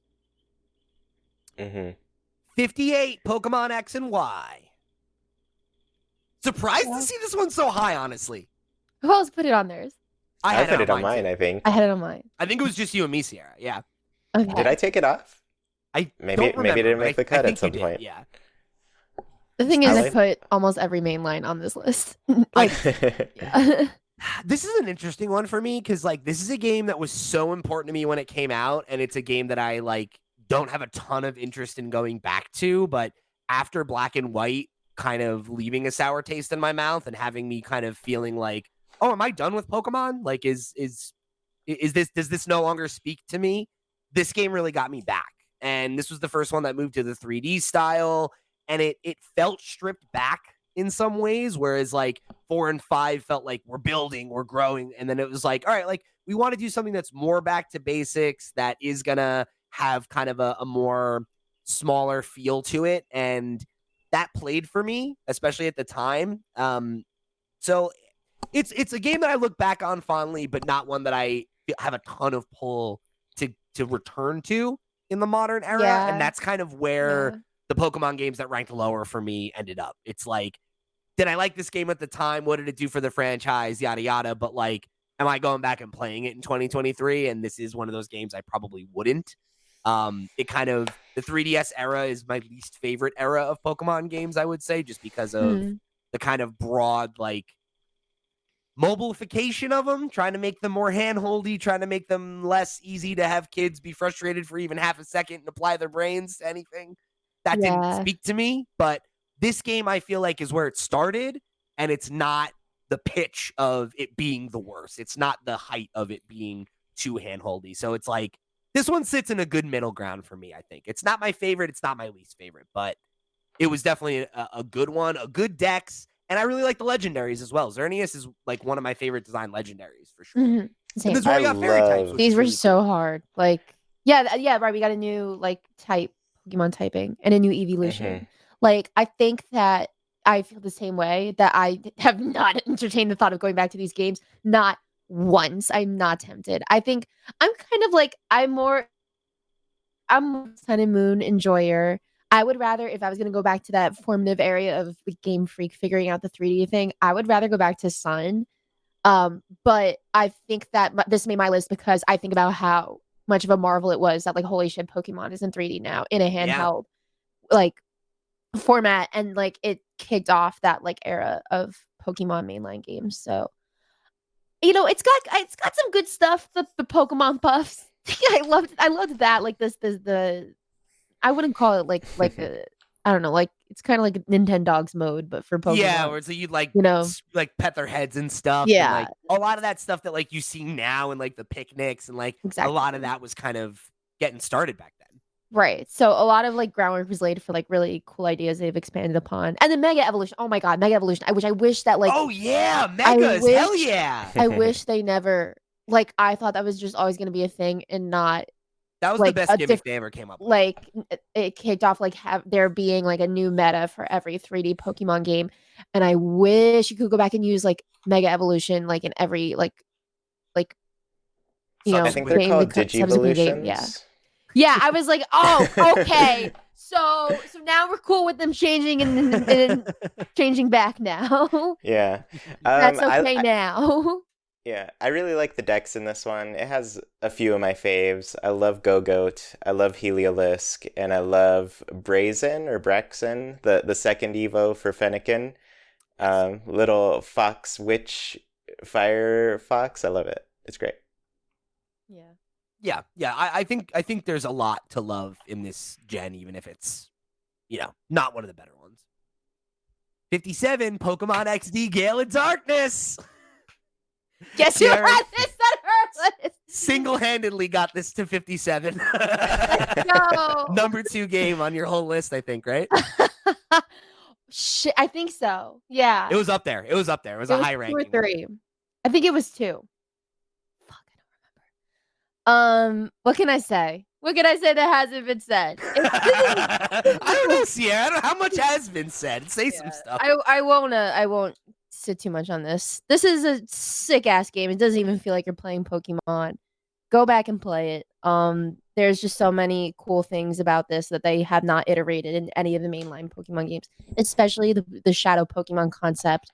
It's the only turn-based battle Pokemon game that is an original game made by somebody that's not Game Freak, which is so weird. It's made by a team of Dragon Quest developers that went and started a new studio. It's such a strange game to exist. Yeah. And it's challenging because the Shadow Pokemon are the only way you can get new Pokemon. There's no wild area. You can set out treats, but sometimes some fucking Bidoof or rogue wild Pokemon comes and eats your treats before you can even lure any in. So it's a time. Definitely play it if you can, and that is the end of my latest Gale of Darkness. I really need to play this game. I need to play it. I need to fill this gap. Honesty Hour though, I haven't. I played Coliseum a little bit as a kid, but I really don't remember it, so I should really play that one too. Because it took me years to figure out that this is the sequel to that. Yeah, it's so funny because I kind of forget that Coliseum has that because I think of it more as being it's like Pokemon Stadium, but it's not really. Right, you think. Anyway, glad to see this one make it so high. Very cool. Number 56, Super Mario Brothers 3. Too low. Way too low. Way too low. Way too low. Are you kidding me? One of the best games of all time. I think it's definitely, I think it's arguable, depending on who you're talking to, is the best 2D Mario of this era, right? Is it 3? Is it World? I'm more of a World guy, but 3 is practically a perfect game. I think for much of the history of games discourse, it's been considered one of the best games of all time. So, no surprise, right? It's exceptional. It's an exceptional video game. It's beautiful. I love its palette. I love the way it uses sprites. It looks so modern for an NES game. Awesome. Truly awesome title. Number 55, Yoshi's Island Super Mario World 2. Couldn't believe these were back-to-back. That's a little crazy. Yeah. Chuy, you were the only other one that voted on all these games, so thank you for making sure that there's some Mario representation up higher. Imagine not having Mario on a Nintendo list, though. Come on. I know. It's weird. Crazy. Yeah, Yoshi's Island is great. My first experience was the Game Boy Advance version, which I guess people don't like because Yoshi hums. I love those sound effects, though. I'm all about it. I didn't mind it at all. And he would do the little like wind up when he would throw the egg. Like, come on. Yeah, I thought it was fun. But yeah, really, really great game. I don't think they've just like figured out Yoshi since this game. I think this one is like did the it best right. Yoshi game, and every game since then has not been as good. Just make a sequel.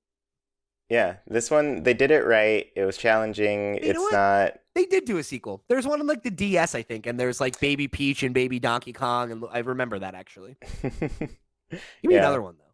Come on. Yeah, give me one that's like on this level at least, because the other ones they're nice. I like that they mess with the art style and everything, but like the gameplay just isn't there with them. I think this one was like believed in like making a challenging game at least a little bit, you know. And it has a lot of cool moments. Like there's like the fuzzy stuff where like it inverts your controls. There's like that final boss battle that's like so iconic. Like it's got a lot of really cool stuff going on. It's a super memorable game, and it's kind of weird that given how popular and beloved it was that they didn't just lock in and be like, this is what Yoshi is now. But one I always think back of very fondly for sure. 54 Pokemon Puzzle Challenge, baby. Here we There go. it is. Love it. Great game. Love that it's this high on the list. This game holds up really well, I think. I like have been replaying it off and on my Steam Deck, and it's just really good. It's a good, simple puzzle match game, and it's a ton of fun. It holds up. Yeah. And on the harder difficulties, it's hard. It's extremely hard. I can't get past like the, oh my gosh, I think 7th gym or like the 7th like match. I just can't beat it. Claire is the 8th one. She's so unbelievably hard. She's still beating my ass. So good. Yeah, I love this game. I adore this game. Same. I remember, I think it was the last time, I guess not the last time, but the time before that you went on tour, Sierra, and I remember you like came back and were like, oh, I was playing this on my 3DS. I was like, yes, I love this game. Yes. Hell yeah. I think I went and downloaded it right after that. I love that. Classic. 53, we got Game & Watch Chef / Game & Watch Gallery 4. So Steve voted for Chef. I voted for Game & Watch Gallery 4. But my favorite game in that was Chef. So... I mean, Game & Watch Gallery 4 is a banger. It's got Donkey Kong Jr. in. I think it's got Cement Factory in as well. And it's got the Fire one, which I like a lot too. Which it's a really good. It's a really good collection. They need to bring these collections back, or at least just chuck them on NSO as like the Game & Watch Gallery, and just let us all play them again. They were really fun. Chef's amazing though. Probably could not believe how close this came to being in the top 50. I love it. Yeah, it's great. Game & Watch games rule. Seeing those sausages burn as you're like flipping up in the air. Great. Got to get him over to the princess. Number 52, Luigi's Mansion. Great launch title for the GameCube. Really, really good. And I'm glad that more people are going to get to play it. This one's coming to Switch, right? No, they're bringing the second one. Oh, the second one. Oh, come on. They got to come up with plans for this one, yeah. Yeah, they brought this one. Start with the second one, and then you bring Pikmin 1 and 2 as a double package. That's what I wish they had done. Yeah, come on. It makes no sense, especially because they brought this one to 3DS. Like both 1 and 2 are on 3DS. I'm like, I don't know what Nintendo's thinking sometimes, but yeah, this one needs to go back. This was the first game I played on GameCube. Funny situation. We used to go to Mexico all the time growing up, and at one point, my mom's like ex-husband gave her some GameCubes to sell over in Mexico, and I was like, but I really want a GameCube.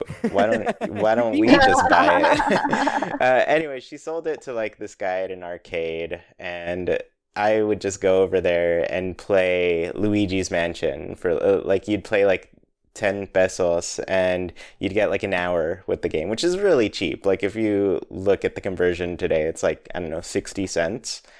And awesome. I could play for an hour. Yeah. And I would just keep doing that. And I don't think they had a memory card.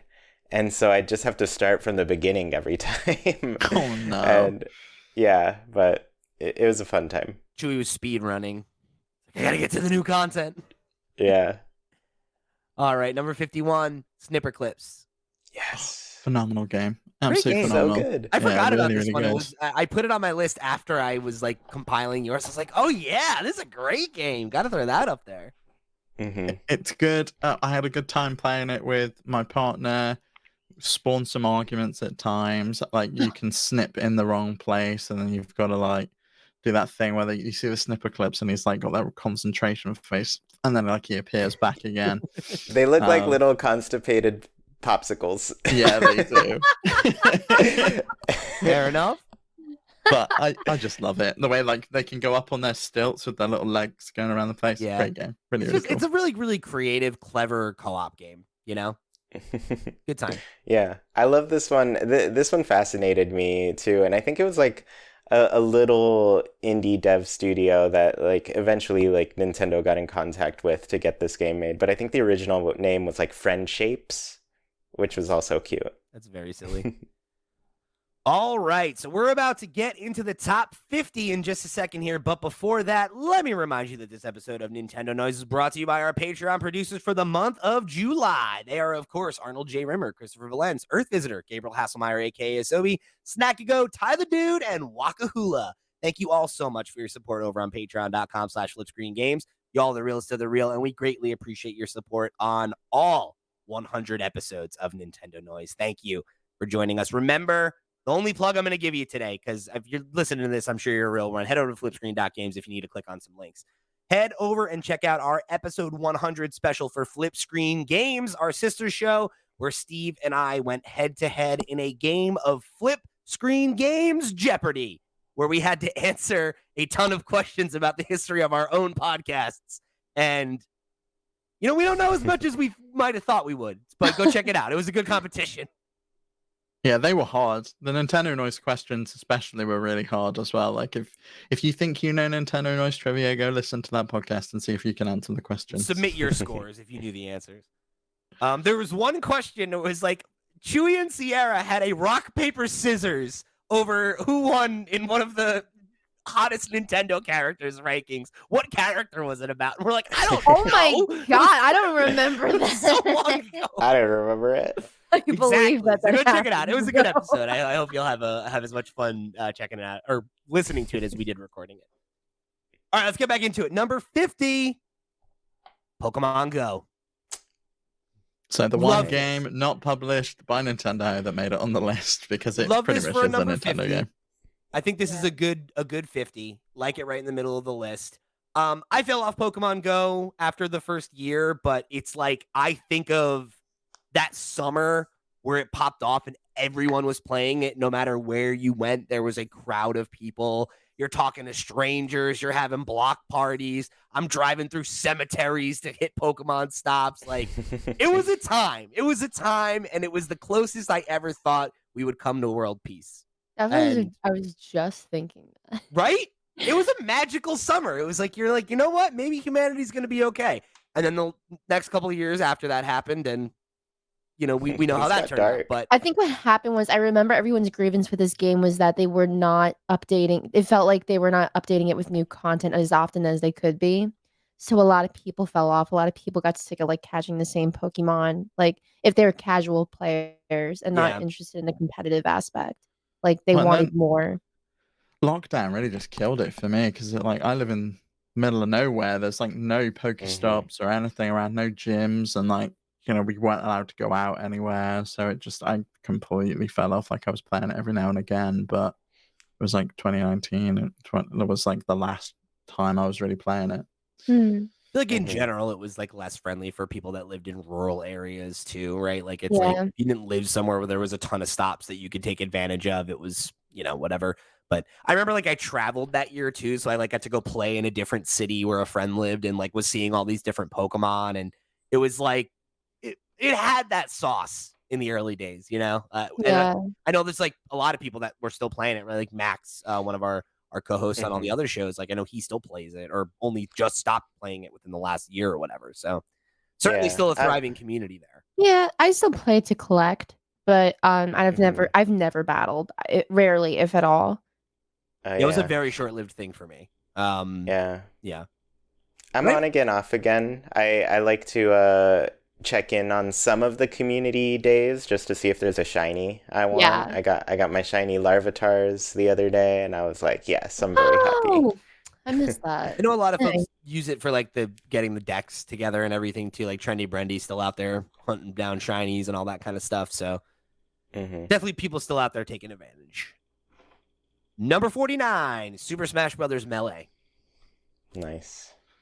Classic, right? It's the competitive game. I think obviously as great as the original was, I think this is the game that kind of elevated it, you know, and it brought Smash, I think, to what we think of it being now, right? A little more fast paced, a little wave bit more, dashing, a little sweaty. Yeah, right. Like this is the hardcore one.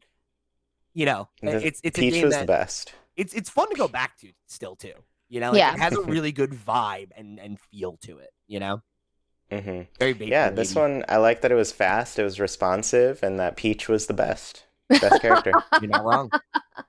Much better roster too, right? Because it's like more than double the characters of the original. That felt like a huge step up. You know. Yeah. Mm-hmm. Great game, beloved. 48 Super Mario Galaxy. I know Chewy didn't put it on his list, but I feel like it needed some representation. It made it to my list. I kind of feel like Galaxy 1 and 2 go hand in hand together. Like I think we could Yeah. shove them both in the same slot.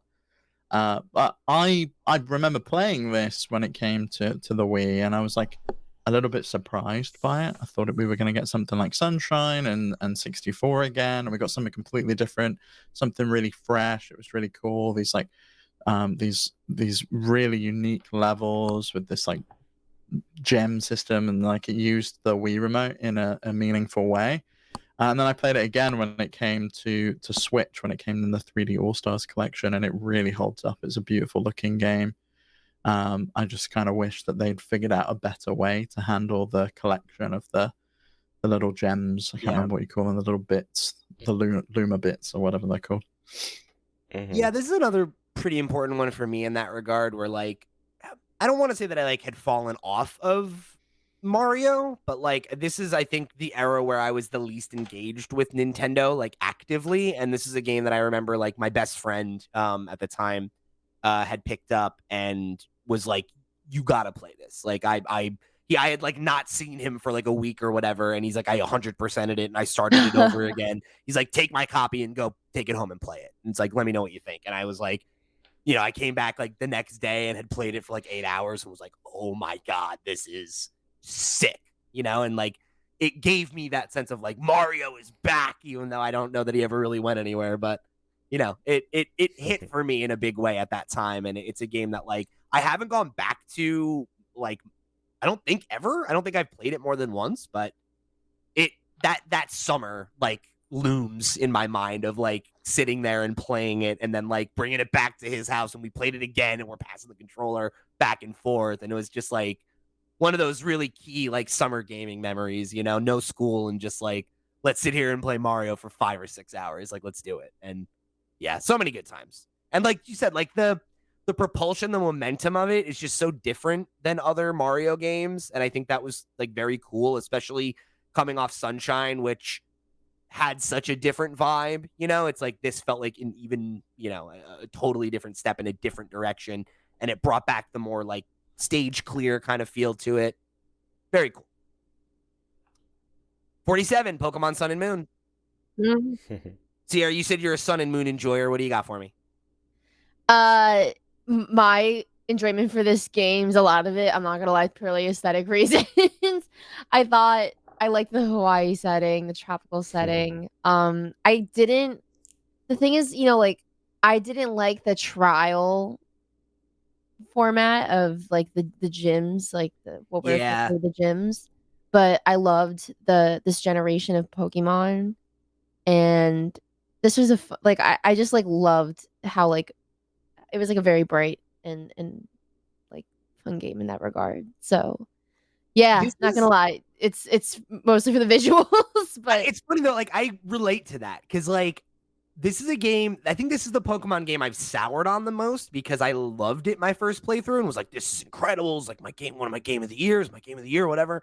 And like I loved the aesthetic, I loved the Alolan forms, I loved being in a new locale that had a very different style and feel and color palette, and they were trying new things and they were shaking up the formula, and that all hit so hard at the time. And then I remember Ultra Sun and Moon came out and I tried to play it again and I was like, I don't want to play this game a second time. I don't want to sit through all this dialogue again. Like that stuff doesn't feel great, but aside from that, like I'm with you where like it had such a fresh feel to it, and it was the most like breath of fresh air Pokemon game in a long time for me. So for sure, it definitely felt like X and Y. Like a lot of it felt like it was like a 3D imagining of what you already know, like the Pokemon experience to be, and then like Sun and Moon shook it up a little bit. So I think that's why it ranks a little higher, or at least higher than X and Y for me. But like overall in terms of like mainline Pokemon games, it's kind of sitting at the bottom, but still significant in my personal gaming experience. I'm right there with you. I feel exactly the same. 46, Mario Party 3. It's my second favorite one. Love this game. I think this game had a lot of great mini games. It has a lot of fantastic boards. It introduced some new mechanics that shook things up a little bit.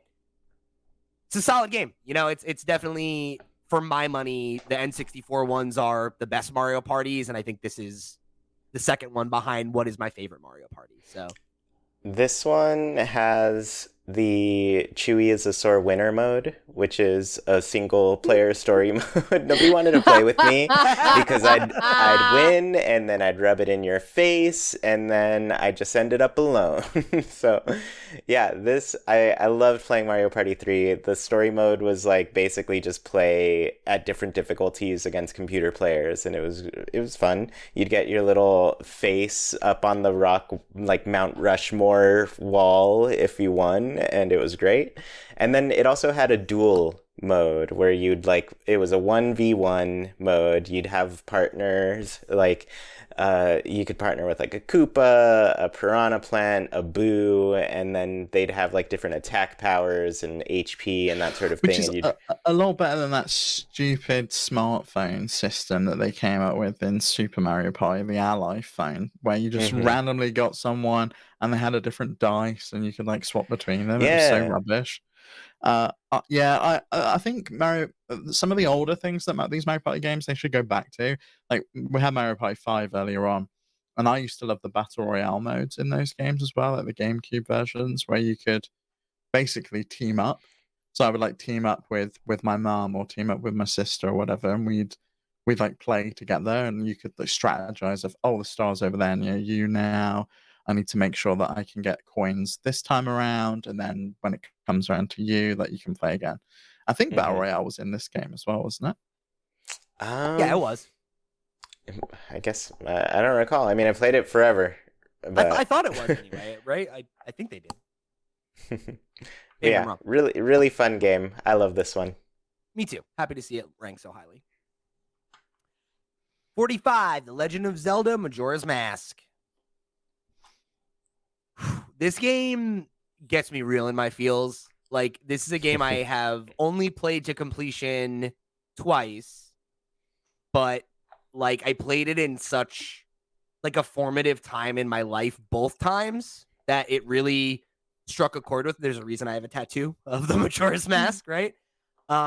It's just so weird, right? Like it speaks to me for the same reason Link's Awakening does, where it's very weird, it's very sad and moody and like sad in a melancholy way, but not like overtly depressing. It's like so much of it is like these really cute little side stories that get so weirdly personal, and like there's like every other Zelda game is about, you know, saving the world and defeating monsters, and like that stuff happens, but there's also like a side quest where you like help people get married, right? Or like you like help this person like resolve a family dispute or like try to fulfill their dream, and then the whole thing is based on you setting the time back and then undoing all that you did, you know? And like there's something so, I don't know, there's just something so weird and like I don't know, it has left such a mark on me for the way in which it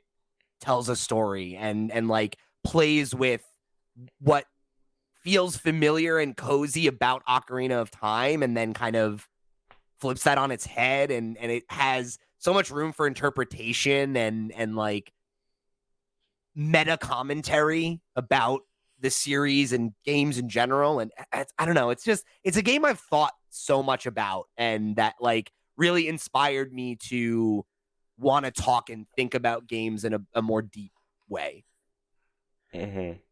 Yeah, this one, it's also really difficult. I don't recommend like going through this game without a guide at this point, because I feel like it was made in that era of like, this is for kids who have just hundreds upon hundreds of hours of free time to do whatever.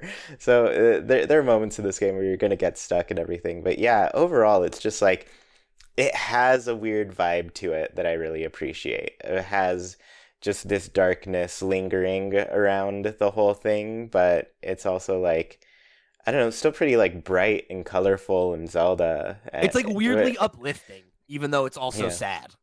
Mm-hmm. So yeah, I appreciate this one. It's also such a flex that it was made in like a year. Like that's Yeah. so cool.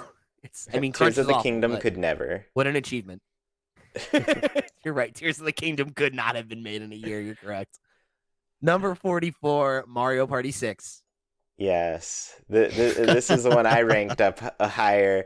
Hello, the microphones. I literally spent like 2 hours at my parents' place trying to find the microphones that I had. For this one came with it, and Mario Party 7 came with it.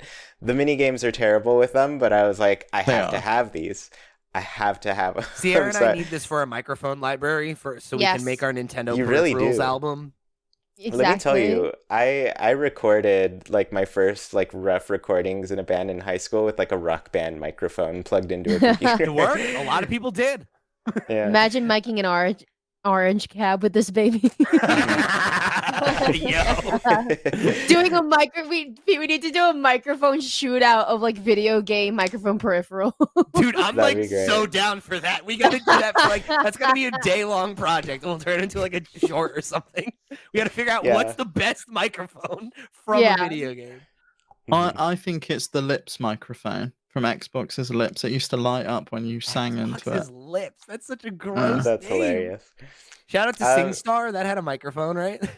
Yeah. Mm-hmm. But- I'm Yeah, this kind of game serious about this. great. We're doing it, Sierra. I'm in. We're doing You this. have to.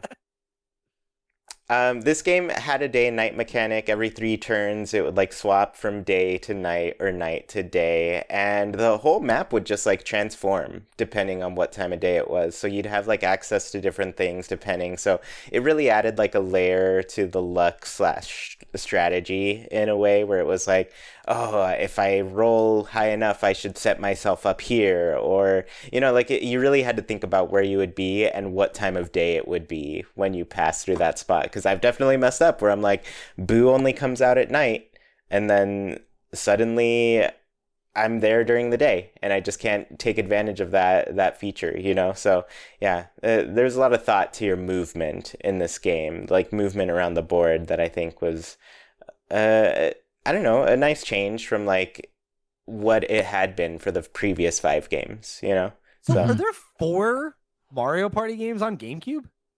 Yeah. Yeah. 4, 4, 5, 5, 6, and 7. Wow, that's crazy. Mhm. And 8 was meant to be a GameCube game, pretty clearly meant to be a GameCube game, but then moved to the Wii because none of those mini games are very good on the Wii.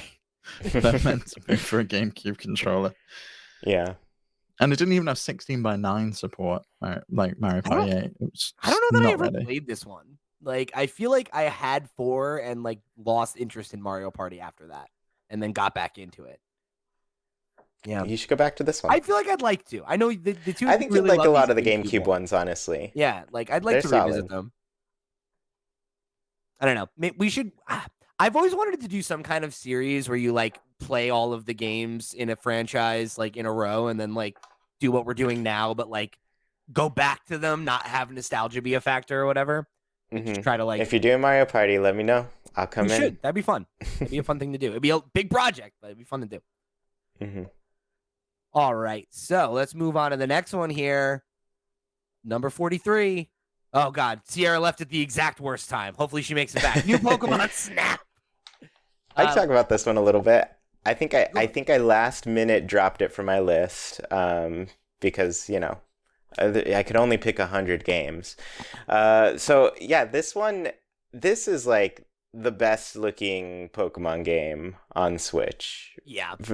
By far. It's The just so animation pretty. is incredible in this game. It's so Mhm. pretty. This is, I think Bandai Namco handled developing this, right? I'll look it up. But yeah, this game, I thought it was really awesome. So much fun stuff to discover each time that you went through. And there was even like free DLC later on, so like extra levels that you can go through. Really great cast of Pokemon, and just like the big, I guess, what did they call them? Like the phenomenon that you would run into there was just like giant glowing Pokemon, which was just fun. It was just fun to look at. This game is incredible. Surpassed my wildest expectations for what a Pokemon Snap sequel could be. I'm incredibly happy with it, and I've been meaning to go back. I went back in like February, and because I really didn't like finish the game. I finished the main line, but I didn't finish the DLC, Same. and I want to because it does get repetitive. And I think it's annoying because like it's telling you you're missing like certain shots of Pokemon.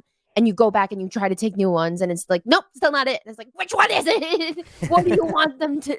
What does this do? Like, what is it supposed to do? So, and it's something sometimes that like there are poses that you cannot achieve unless you go back and you do that labor of the repetitive playthroughs of each level. So that can be a little unnerving, but it's so gorgeous.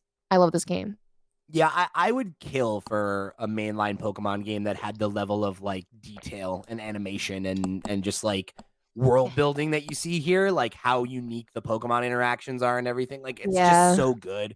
And I think it looks exceptional for being a Switch game. Like it has such a good style to it. And you were right, Chuy, it is Bandai Namco that did this one. Yeah. I love this game. I'm glad we finally got a sequel to Pokemon Snap, and I'm glad it's as good as it is. If this is the last one we ever get, it's fantastic. So can't complain. Only took 20 years. Number 42, Pikmin 3. Excellent. Love to see this. I'm a huge Pikmin fan. Really excited for Pikmin 4. I think Pikmin 3 is really cool. It's a meaningful evolution of the franchise where like 1, great game, 2 feels like kind of a perfection of the formula that was established in 1. And this felt like, how do we shake that up? How do we make it new and different again? And having the like multiple characters that you're controlling in totally different spots of the map to have like interactions across the world and things like that, I think is really, really, it was a cool, meaningful innovation. And I think it breathed a lot of life into the formula. And then the Switch version we got, Deluxe, had the whole like Olimar Louis like other side story that they added, which brought a bunch of really fun new content as well. Really great game. And I'm glad that like I missed it on Wii U initially, and I was glad to be able to get the chance to double back and play it on Switch. The only thing this is missing is online bingo battle. They didn't do it in the Wii U one. They didn't do it in the Switch one. I like never did that mode because of that, you know, and it's like, I wish I could. That's a mode that should not have gone and died just because, you know, you had to do couch co-op to play it, but it was so much fun. That was my first experience playing the game. I actually got to demo it at San Diego Comic-Con when it came out early on. And so they basically just had a bingo battle going, and so a couple people could play at a time, and it was fun. Love that. Can't wait to talk about 4 with you in a couple weeks. Couple days. Number 41, Banjo-Kazooie. Yes. Banjo-Kazooie is great. I said this last time about it, but I think like just overall theming throughout like beginning to end, I thought every level, the whole layer overworld thing was just like really well designed and beautiful, and it was fun to explore every step of the way. Lots of powers, definitely the collectathon thing, really demanding game. There's like 100 jiggies in this game. I think you need to get 94 of them to get to the final boss. So yeah, really demanding to get and beat. Difficult boss once you get there too. It really tests your both knowledge and skill as a player, because you have to you get little notes of facts about Gruntilda or facts about the world, and you're like, oh, I have to answer these trivia questions to get across the lava. Okay. but yeah, love this game. It was one of the 3 games I got with my N64 when I got it, and to this day, still one of my favorites. Yeah, I mean, I think this is one of the most memorable games in the N64 catalog. I think it's one of the games from that era that holds up the best. I think this is probably the defining game in Rare's catalog, at least from that era. And it's one of those games and like partnerships you look at and you're like, Nintendo, how did you ever let them get away? Insane that we're not on like the 10th Banjo-Kazooie game on Nintendo Switch now at this point. But unfortunate, but here we are. Hope we get him again someday. Love to see a proper Banjo 3E. Number 40, Nintendogs. How? How did this get so high? It's incredible. All right, who else? Me Show and of Steve hands also to had put it it on their ours, list. yeah. This was, I think, the Okay. bottom game on my list. It was either the last or the second to last game. It was right there. This was This is- 46 on my list. I don't remember what it was on mine, but it was lower. It was on like the lower half. Listen, it was a cultural thing. It was a It is moment. a cultural thing. Yeah, It was a moment. agreed. This was the version I had too, the Dachshund and Friends, because I was a Golden Retriever fan. So I think this is the one I Yeah. had too. Yeah, I had the Yeah. golden retriever. I thought it was cute, I think what but it's great. Like you could play around with dogs and like I was never allowed a dog or a cat Same. when Sure. I was a kid, so it's like this was the way I could. So I can I think- tell you my favorite awful story I have about Nintendogs? yes.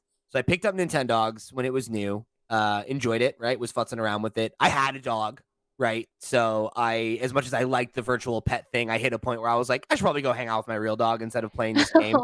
And I remember my friend, a peer of mine, had asked me, "Oh, what did you think of it?" Right? Like, is it worth checking out? And I was like, "Oh, it's fun. It's a fun game, but like, I think it's mostly intended for kids that are like not allowed to have a real dog, right? Like, that's kind of the point." And my friend's little sister, who is, I don't know, I think she's like 8 or 9, 10 years my junior. I'm still friendly with the family, and she's now a grown ass adult. But she was a little kid. She's like maybe 7 or 8 years old, and she was sitting in the other room of their house playing, and then like ran off crying. And to this day, it makes me feel so. And she's like nearly 30 years old now or whatever, so it's fine. But like, I can still picture her sad little face, and I was just like, "Oh, Casey, I'm so sorry. I didn't mean it." Hit her in the feels. So No, funny. yeah, I was that. It's I like, was it's hurt. like you destroying someone's life by telling them that Father Christmas or Santa Claus doesn't exist. It's pretty bad. Yeah, it's up there. Yeah. Yeah, what a great game. I think it hit so hard also because like, we're that generation that came up with Pokemon and like Tamagotchis. So like it's Yeah. like a 3D dog Tamagotchi. And it's like actually good. Like unlike Hey You Pikachu, I felt like you could actually train the dog and get it to do things, and I was like, Yeah, okay, you- like, this you has like- a You sense can of talk to progression. them, right? You go do different things with them, like different tasks in those weird little rooms. Yeah, the dog like you- shows, Yeah, the yeah. walks and stuff, and it's frankly insane to me that we never have gotten, because they did the Nintendogs and Cats as a sequel, and I think they put out other Yeah. versions. Like we never got one on 3DS to my knowledge. It's like never come to Switch. Feels like it would have been a slam dunk on mobile. Like it's kind of weird that Oh it yeah, just it's perfect for mobile. never came Absolutely back. perfect. I think there's like some spiritual successor to it that somebody made, like My Little Friends or something.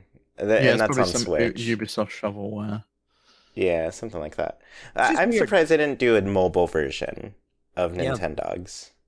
Okay, so Nintendogs and Cats was on 3DS, and it looks like that was the last one we ever got. Oh, okay. Weird. Really weird. Man, You'd think It you'd did think we- really well. 83 out of 100 on Metacritic. Well, and the Mhm. first one was one of the best-selling games on the DS. Like it was really popular. Yeah. Kind of strange. But anyway, shout out to Nintendogs. Crazy, crazy, crazy to see it hit this high, but I love it. Number 39, Mario Party 2.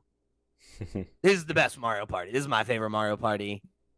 I ranked this very highly. I think Chuy also voted for it, and that's how it snuck up this high on the list. I love it.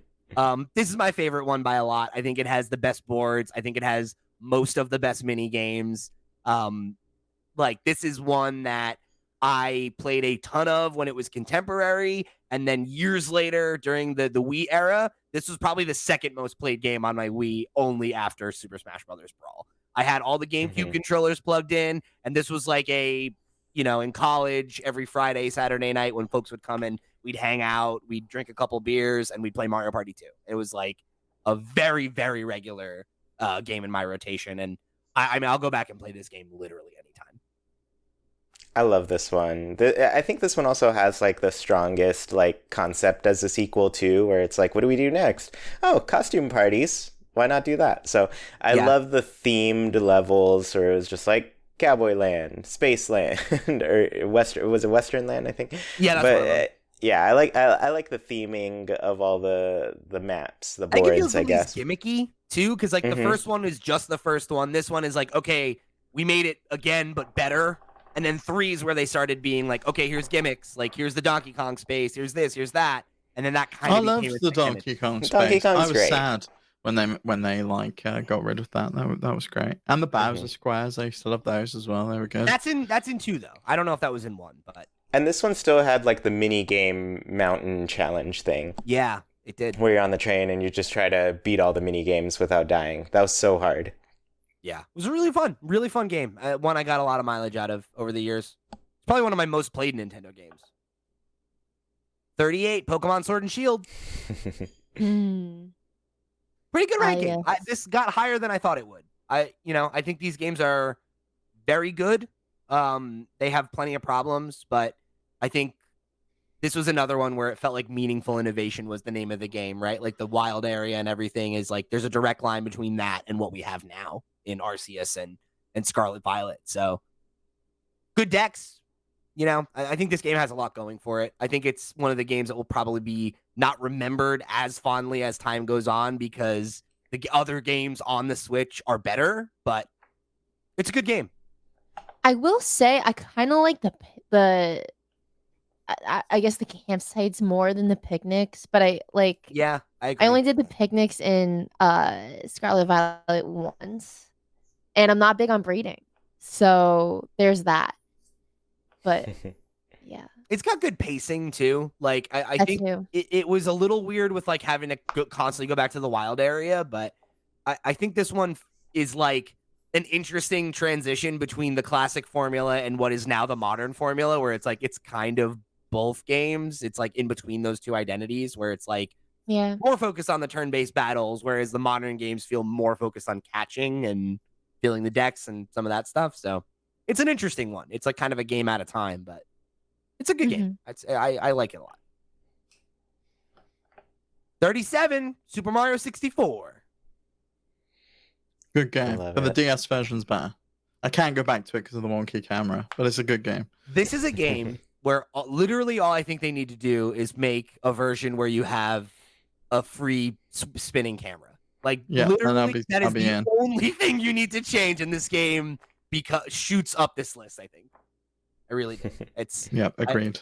It's a brilliant. I love this game. I 100%ed it again when it came to Switch. Because you're a man of culture, Chuy, and I respect that. Yeah, and I still just love this game. I just wanted to see Yoshi up on the top of the castle. That's it.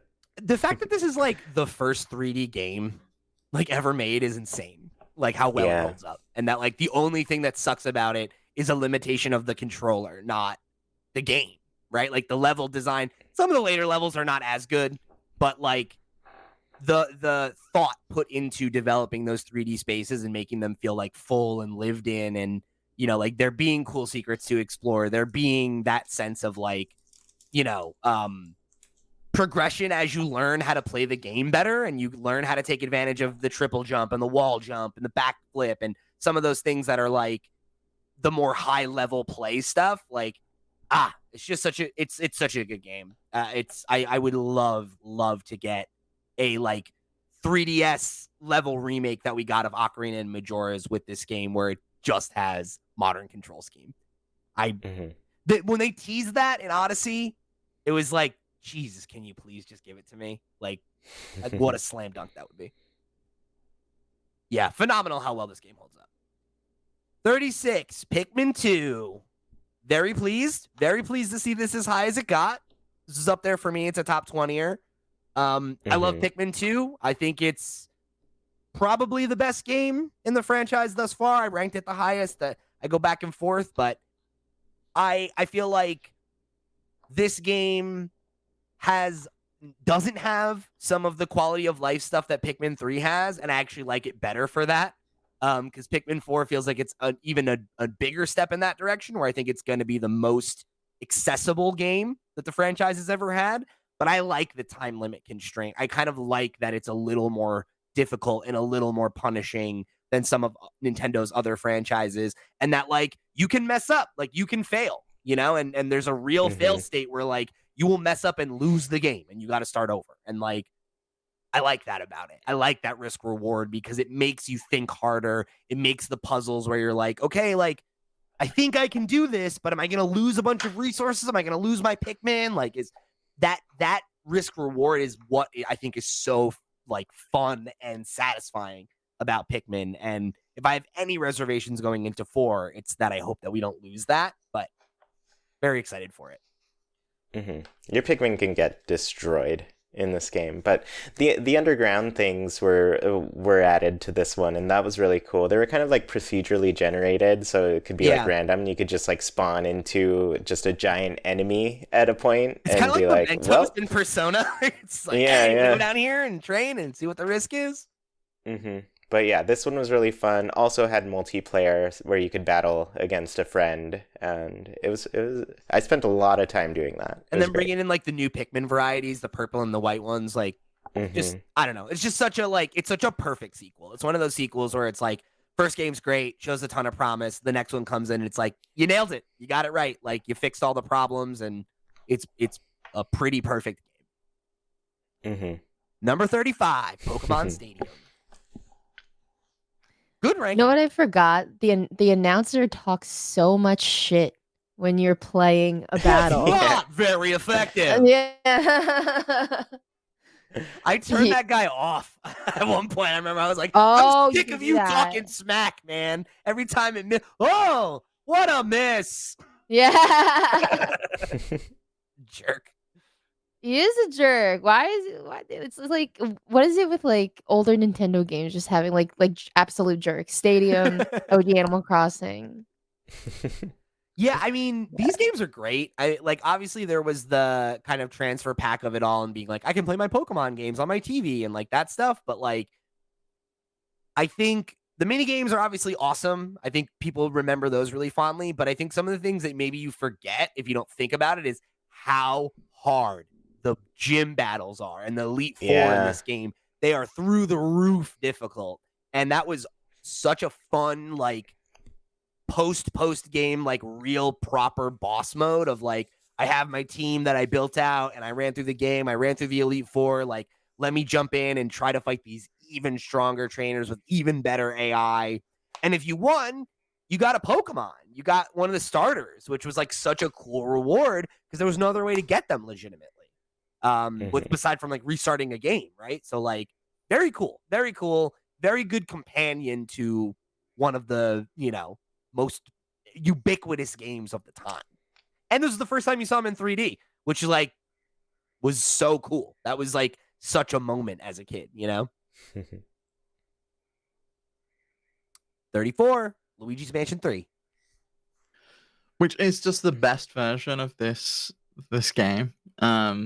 Really, really great game on Switch. I think it looks visually stunning. Some interesting level design, great boss design. I had such a good time with Luigi's Mansion 3. And I'm glad that I'm going to be able to get to play Luigi's Mansion 2, because I thought it was the original Luigi's Mansion that was coming. I never had it on a 3DS. And so, no, we just call it Luigi's Mansion 2 in Europe. And so, yeah, I'm glad I'm going to be able to play that one because I had such a good time with Luigi's Mansion 3. Yeah, and this game also had a really great multiplayer mode with online too. So I think we should all revisit it. They even did like paid DLC multiplayer for this. Yeah, it was weird. It's weird. The Guigi stuff was so smart as well, like being able to just like swap over and he could get in places that Luigi couldn't. It was so clever. Yeah, they did a great job with the Guiji puzzles. I was going to say that too. The only thing I really annoyed me was they never gave you a chance to solve the puzzle before they tried to tell you the answer to the puzzle in these games. Mm. And I think that's just, it just needs to be an easier option to find. Like, just let me turn that off, or show me a prompt if I want a hint rather than just telling me the answer. Because I would always be like so close to getting it, and then they'd just tell me the answer, and I'd be like, oh, great, it's ruined. Mm-hmm. Number 33, Pokemon Ruby, Sapphire, and Emerald.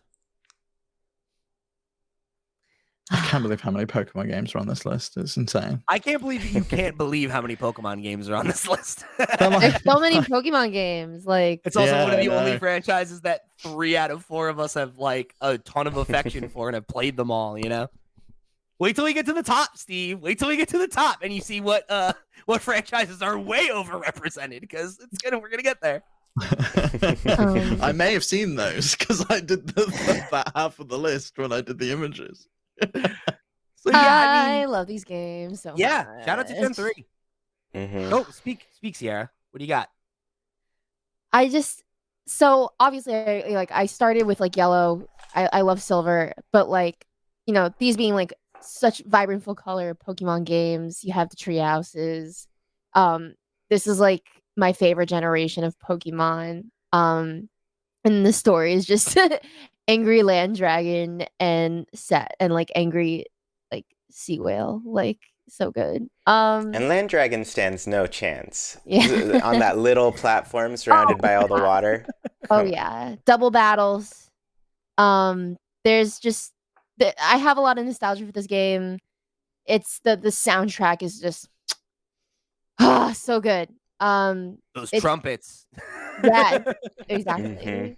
Mhm. The years of Hoenn confirmed memes before we finally got the remake, like I don't know, like the fervor around this generation. I'm definitely part of it. Yeah.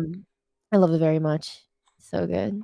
Yeah, I love Mhm. Gen 3. You know, I feel like coming off of Gen 2, right? Like having that jump up to a new generation of consoles, like I remember that being such a big deal, and like the excitement around like there being a totally new dex, and like you couldn't get a lot of the Johto Pokemon in this game, and that was where like XD and Gale of Darkness and Coliseum and everything came in. Like it felt like a kind of a fresh start in a way Yeah. that 2 didn't.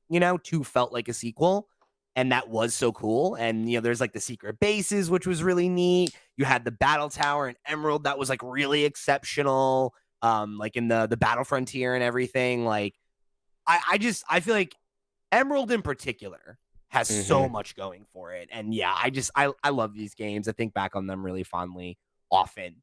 And I feel like it's another one of those games that's so interesting for being the kind of in-between one, where like Gen 1 and 2 have such a distinct vibe and flavor, and like mechanics wise are very different than what came later. And this is the one that's kind of in between, because they like introduced abilities and some of those things, but like we didn't have the physical special split yet. We hadn't gotten to the point where like Fairy was introduced. So it's like it's a very unique meta and a very like interesting time in the franchise, because that was also where we moved away from base stats being maxed out. Like that was how it worked in Gen 1 and 2, and it made certain Pokemon that were like dominant in the early gens become like very, very different Pokemon now. So this is one of those ones where there's so much shakeup to the formula in ways that we're still feeling the echoes of it today, which is, it's cool.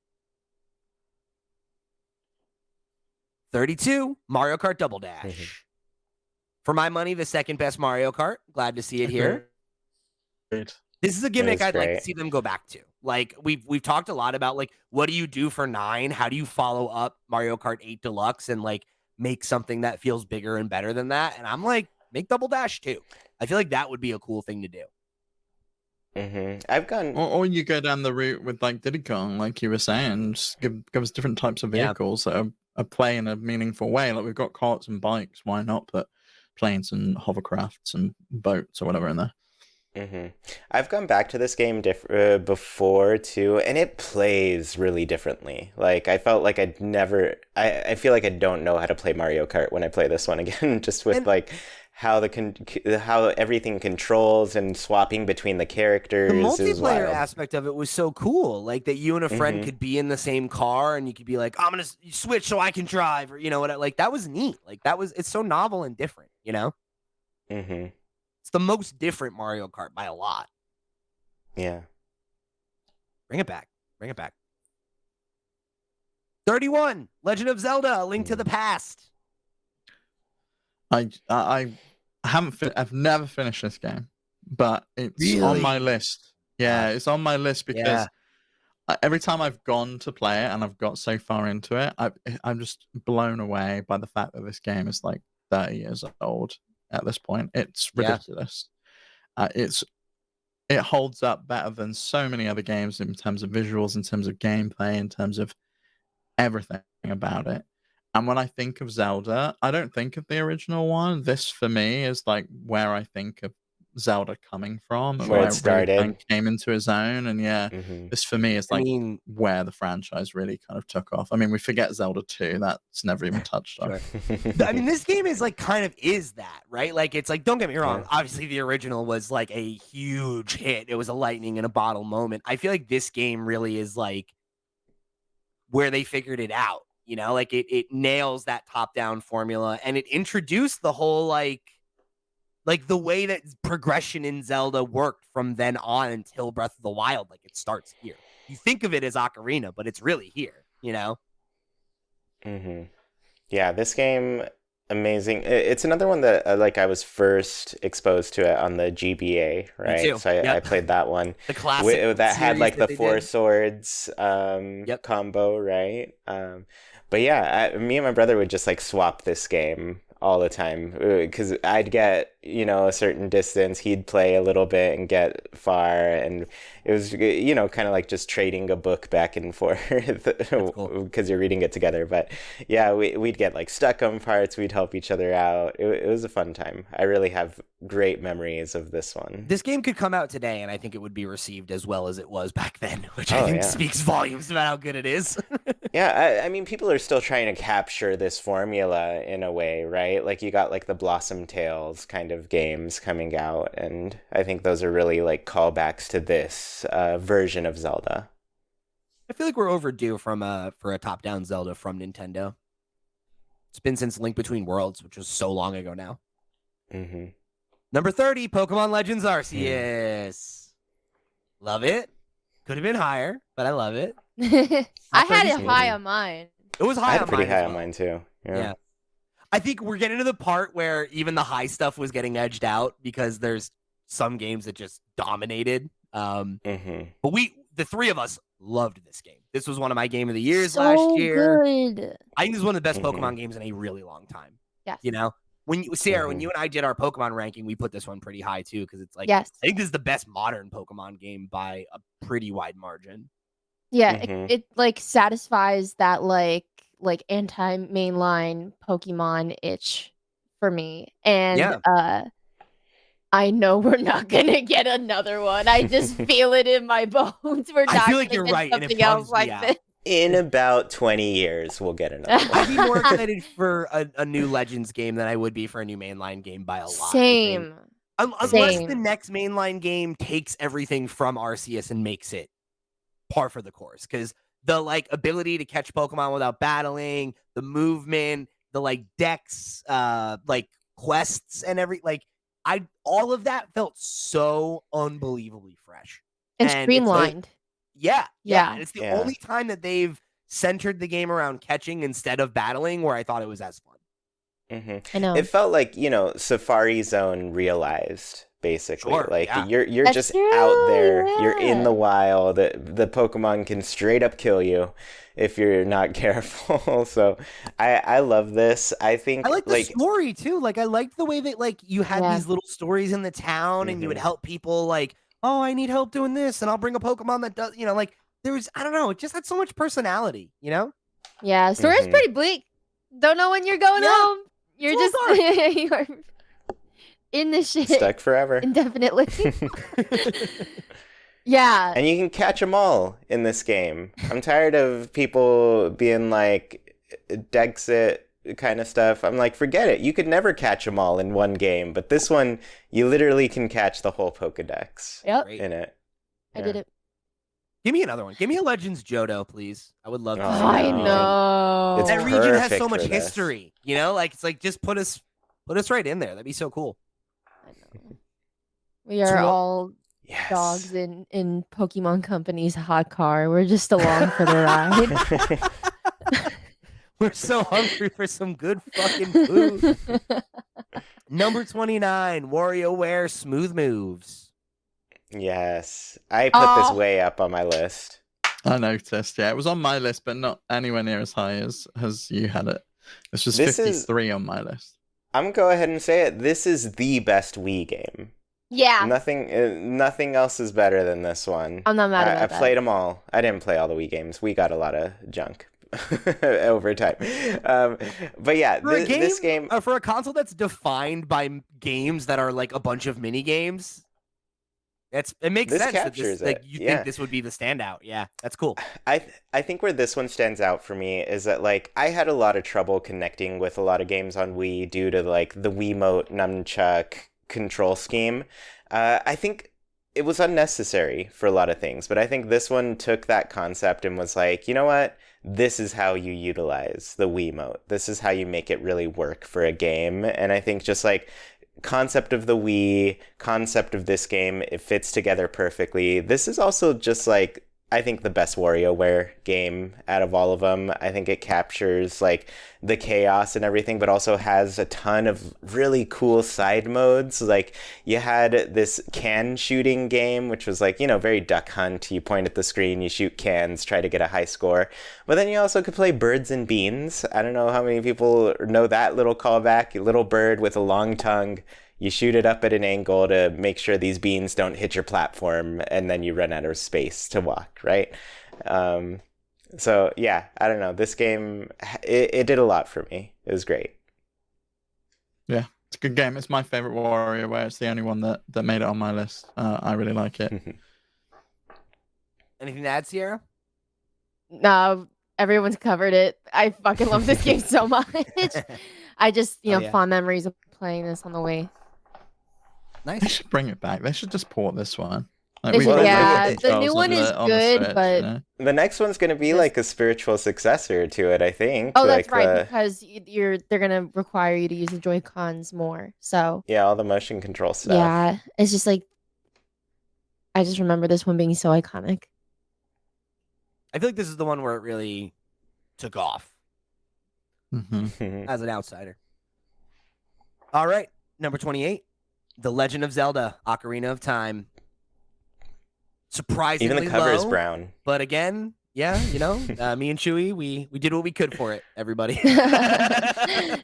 I mean, Steve, even the cover is brown, right? Yeah, Like- honestly, this game, I Steve, just you I gotta stop can't talking. with it. You gotta stop talking. Yeah, I I know. need you to not say a single word about this game right now. That's what I need you to do. I This- wasn't this- going to. Chewy involved me. He baited you. I had to say.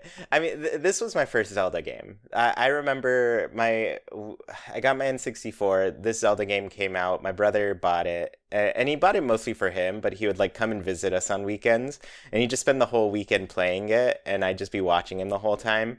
And I didn't even care because I was like, this is the greatest game I've ever seen. This is incredible.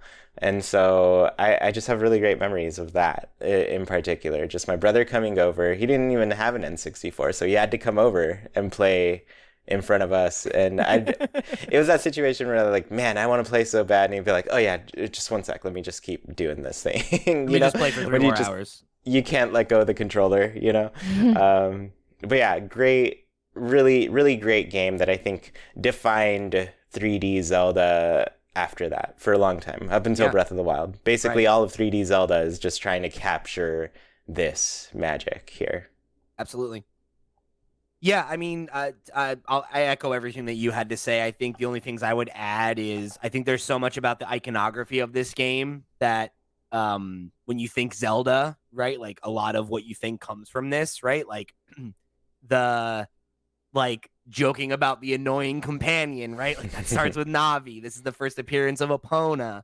This is not the first game where you having a musical instrument was key to it, but like this is the first one where I feel like each of those songs that you learn and then use as a tool is like as iconic as some of the main pieces of music, you know?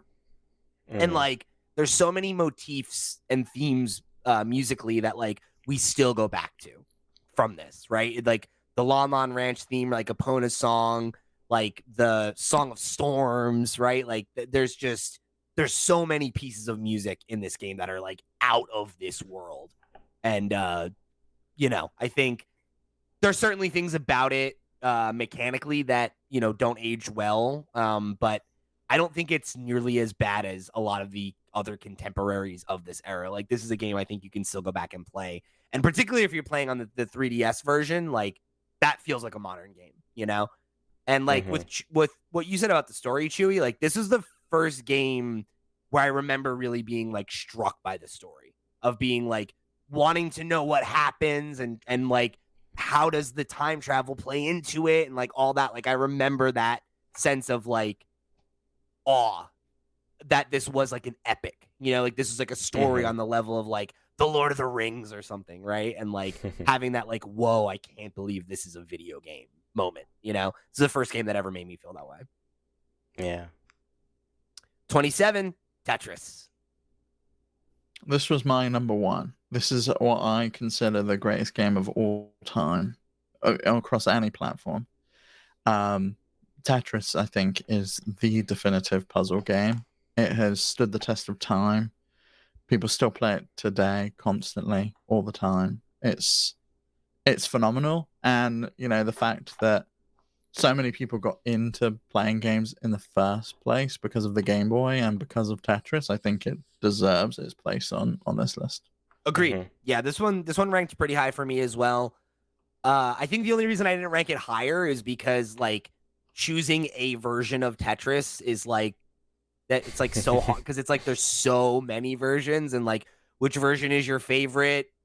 There's a real argument to be had there, so it's kind of like it almost feels like cheating to be like, yeah, it's the best version because you know it's like feels like such a cheat code to be like that's the best game of all time. But I completely agree with everything you had to say about it. I think Tetris is the puzzle game. It is one of the best games ever made, and there's a reason there's 500 versions of it, and they're all good.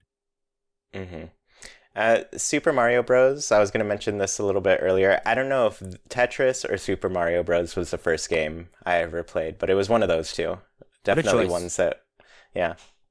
Oh, mine was a weird game. It was Alex the Kid on the Sega Master System. Shout out to Alex the I think it was the Kid. first game I ever played. All right, number 26, Pokemon Stadium 2. Love it.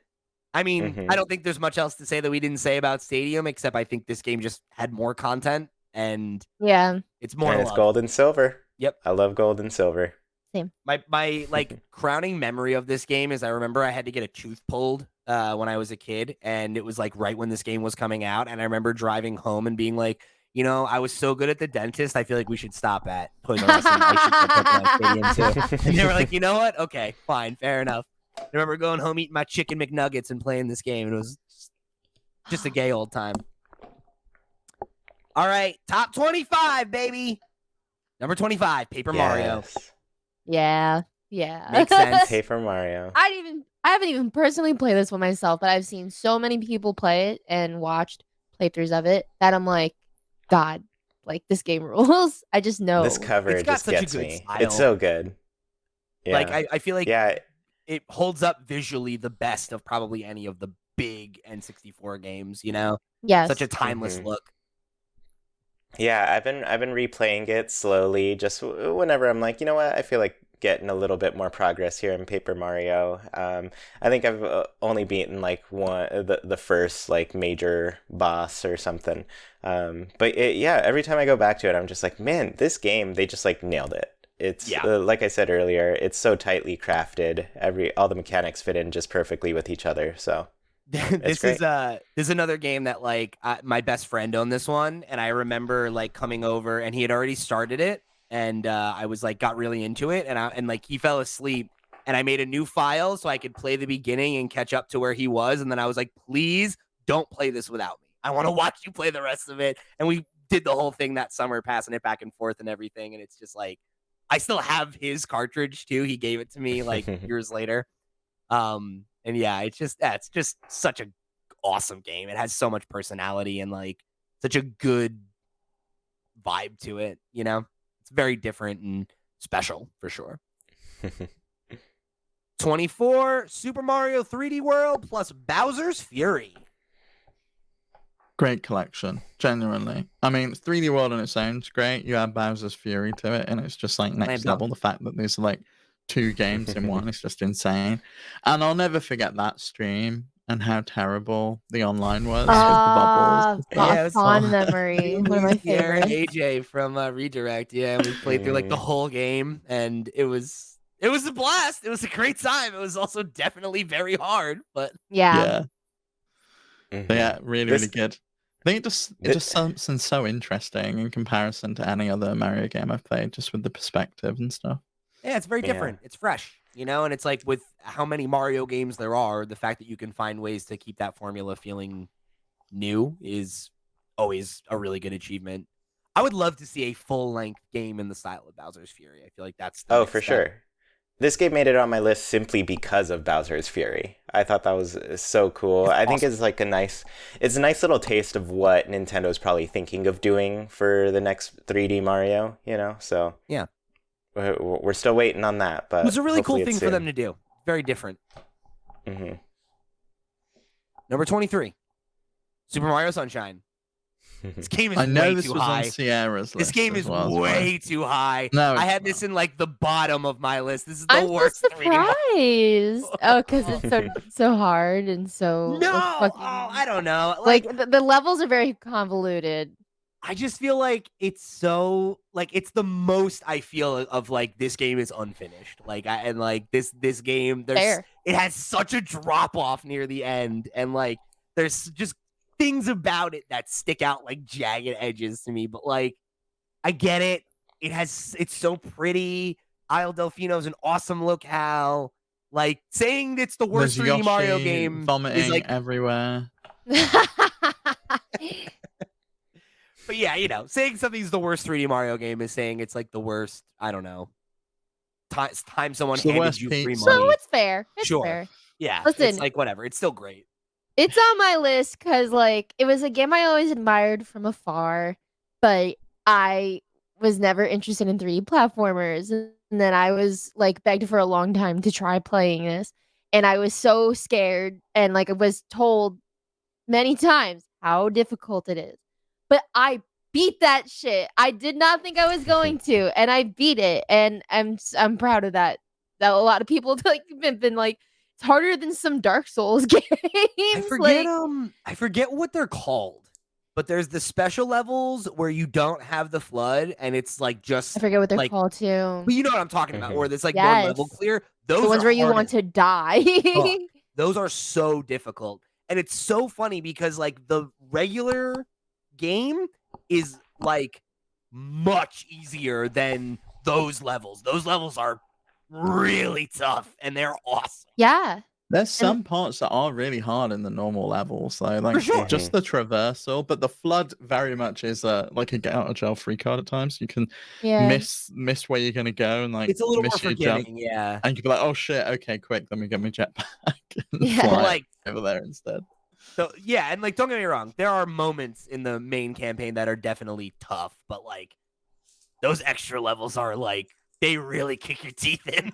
I was like when we had the collection like replaying it, I got to like the first one and I was like, damn, this is even harder than I remember. Like what the hell? But I loved it though, and like chasing after Shadow Mario, just like going around painting on Al Delfino and stuff. It's so cool. It's such a cool concept. I love the overworld experience too, like the way that you can explore the overworld, like as you unlock the new, like the super jet and stuff, and you can get to like that You higher can go to different level. places, yeah. Or you can go further out, like to the ocean where there's that little island, and you can kind of get out to there as well. And Yeah. I am so glad it's not the same old boring story of Bowser's captured Princess Peach and run off with her again, and you've got to go save her. Like it's something fresh, it's something different. Remember the And there voice is like acting? That was the thing I forgot until I Yeah. replayed it. it's Weird. really cool. I like it. Mhm. I really like this game. Yeah, I'm a hater, but it's a great game. That's fair. Number 22, Super Mario World. Heinous. Excellent. Heinous that these two are next to each other. Insane. This is my number 2 game. Or maybe number 3. It's up there. It's top 3. I mean, I'm literally wearing a Super Mario World shirt. This is one of my favorite games of all time. I think this is arguably in the conversation for best 2D platformer of all time. I think it's the best Mario game. Stylistically, like artistically, musically, it's pretty unmatched. And that says a lot when you're talking about the Mario franchise. I think this is it. This is the one to beat in my mind. This is the game by which I judge every other platformer, right? Like the feels right. The aesthetic is perfect.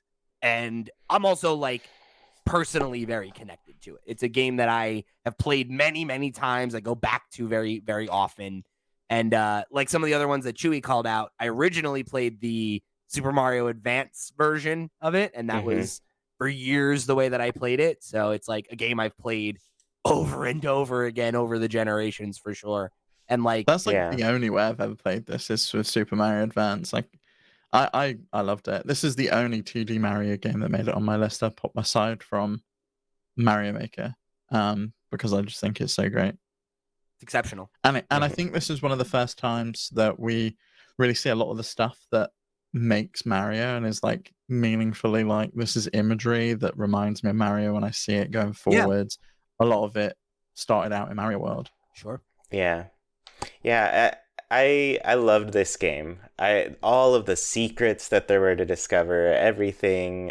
I just remember this was like the game that got me through huge long road trips where we'd spend like 3 days in a car just to get to wherever we're going. I'd play this forever. And then even looking at like Mario Wonder, some of the stuff in there, I'm like, man, I really hope this is gonna scratch that Super Mario World itch that I feel hasn't been. So many things where it's like I remember like discovering like the secret Yoshi combination, like you get the one that could fly and stuff, and like there was just like so many cool things to discover, like that made replaying the game feel really rewarding, you know? There was always something else to figure out, and like I remember like downloading pages of like cheat CC guides of like do this and you can do this skip, and like just finding all this stuff I hadn't gotten in my vanilla playthrough.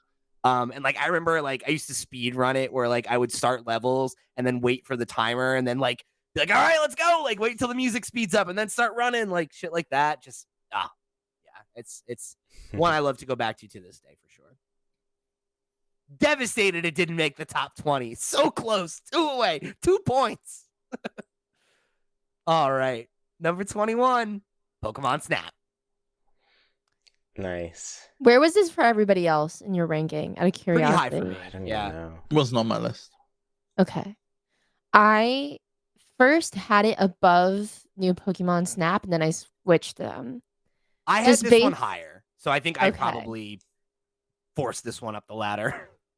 I love this one. I was torn because it's like, well, this is the original. This was what like made me yearn for the new one, and this was such a unique experience, like specific to Pokemon that I had as a kid that I loved and like clung onto. It was like one of the like it was like the only Pokemon experience I really shared with my mom. She beat it, and neither me nor my sibling did. She she like she would play when we were at school, and she caught Mew. Like I never even got to do that. And it's just like it was nice to share that with her. And I don't know. Like I love this game so much. I just wasn't sure if like objectively the experience was better than New Pokemon Snap, which like provided me the same thing, but like more like I don't know, just prettier. Yeah. But And there's like, so many moments like yeah, in this game that are just like iconic. Yeah, I think that's what did it for me. Like, I'm with you. Yeah. Where like I think New Pokemon Snap is like decidedly a better game, but like the cultural moment that this was so Oh, yeah. cool. Like, I remember going to Blockbuster and printing out your pictures while you're going Oh to my god. rent your game or whatever, like, or rent your next VHS. Like, it was just such a moment. And again, like, it being not the first time we'd seen them in 3D, but the first time I saw Pokemon behave in like a natural way in a video game, right? Like, Yeah. I remember every single level. I remember every interaction. Like, it's so burned in my brain because of how often you just run it again just for the hell of it, right? Like, yeah, it's a really special game. I do think what this one did have that the new one didn't quite capture was like just those interactions that turned into Pokemon evolving. You know? I think that was a really cool feature for it. So, and like the way you'd get like, oh, you hit the Magikarp in the waterfall and it turns into a Gyarados, or you hit, you know, like there's things like that were just really, really special, you know? Yeah. And like you play it with friends and you'd be like, oh, have you done this? Have you gotten this one? And like that kind of sense of like trading secrets and figuring it out as you go. Like, you know, obviously with New Pokemon Snap, it's the internet era. So like everyone knows everything immediately. It's like, you know, it doesn't have that same cachet to it in that way, which I ranked it a little higher for nostalgia for sure.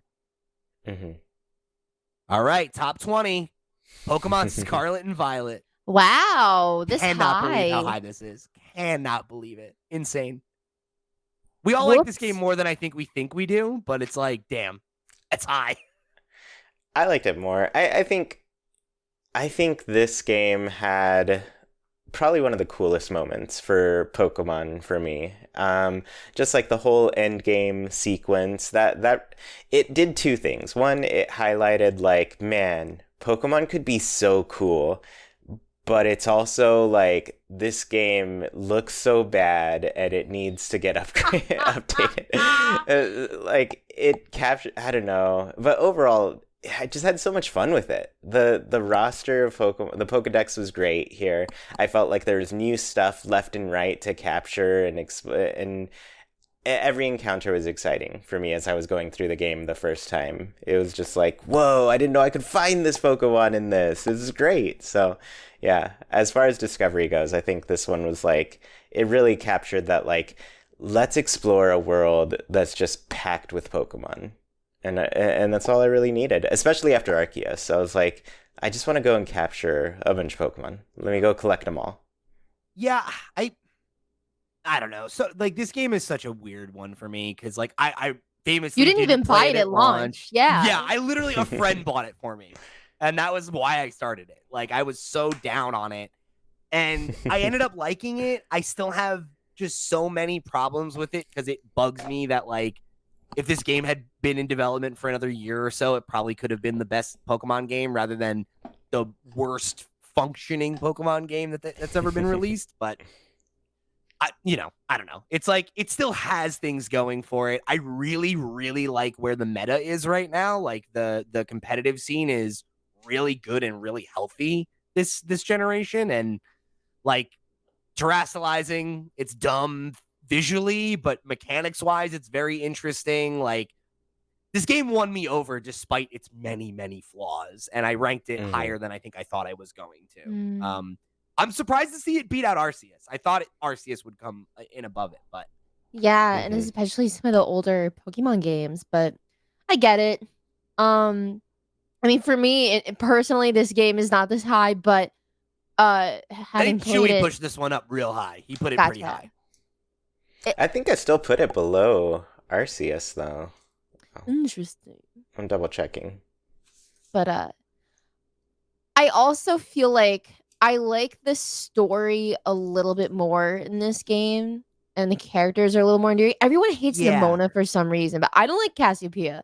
But like as a whole, I think that like the ensemble dynamic here is like much tighter than in like ensemble dynamics in past games, and it's a very heartfelt story. Like the very, very end game, like about Arvin, like that shit is so devastating. Like never would have expected that in a Pokemon game. Yeah. So I mean, like not to say that like all Pokemon games should have trauma to be good, but like that They should, does though, show maybe. an emotional depth that some Pokemon games have not had, and I appreciated that. The way it handles like multiple storylines is interesting too. Like Yeah.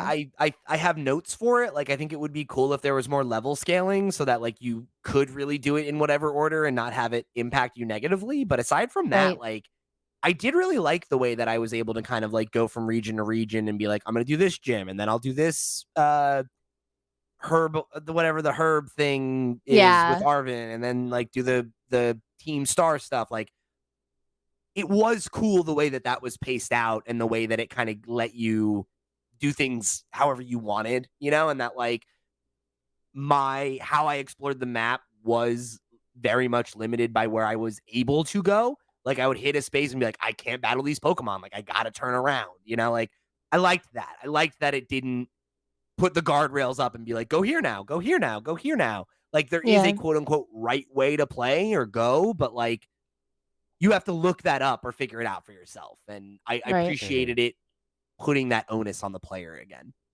Yeah. Yeah. It has a lot of replay value in my opinion. Like now having played the game, I'm like, Yeah. okay, like you know, I see myself going back to this. I have gone back to this, and I will go back to it more. I'd go back to it, I think, ahead of some of like the other more recent entries for sure. So I think Yeah. that's definitely a point in its favor. You're right about that. All right, number 19. Pokemon Gold, Silver, and Crystal. This was my number 2. Glad it made the top 20. I think there's so much about this game that is like what I want out of modern Pokemon.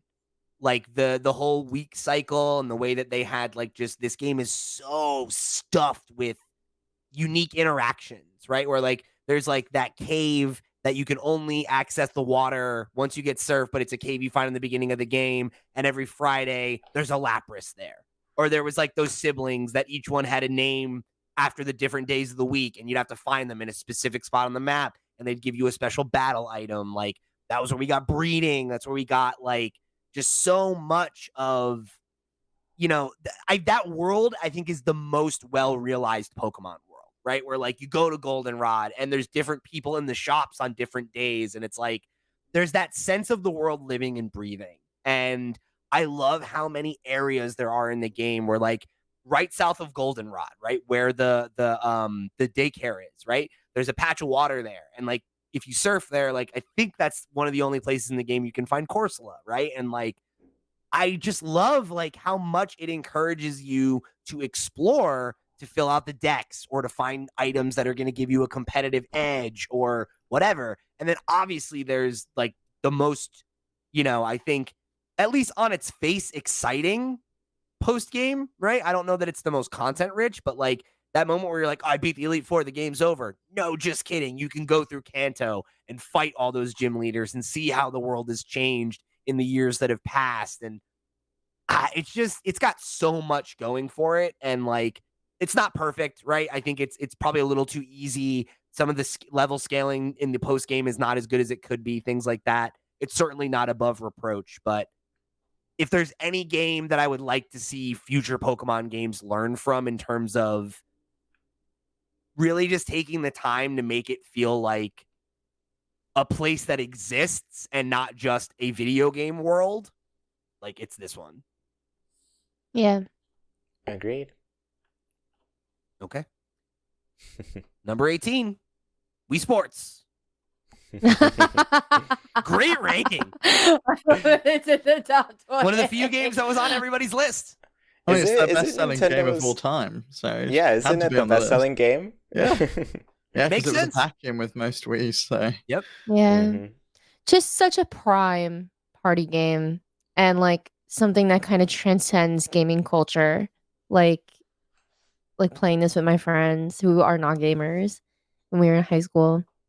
Yeah, or like your Yeah. parents, grandparents, right? Like I remember this being a thing in like old folks' homes, and people would play the virtual bowling, and like, yeah, it was a moment. It was a cultural moment. Like you think of those like the We Would Like to Play commercials and stuff. Like this is an iconic game. Yeah. What was all your favorite games? Bowling. Because there was 5 of them, Bowling. right? I think Bowling, baseball hands was my down. favorite.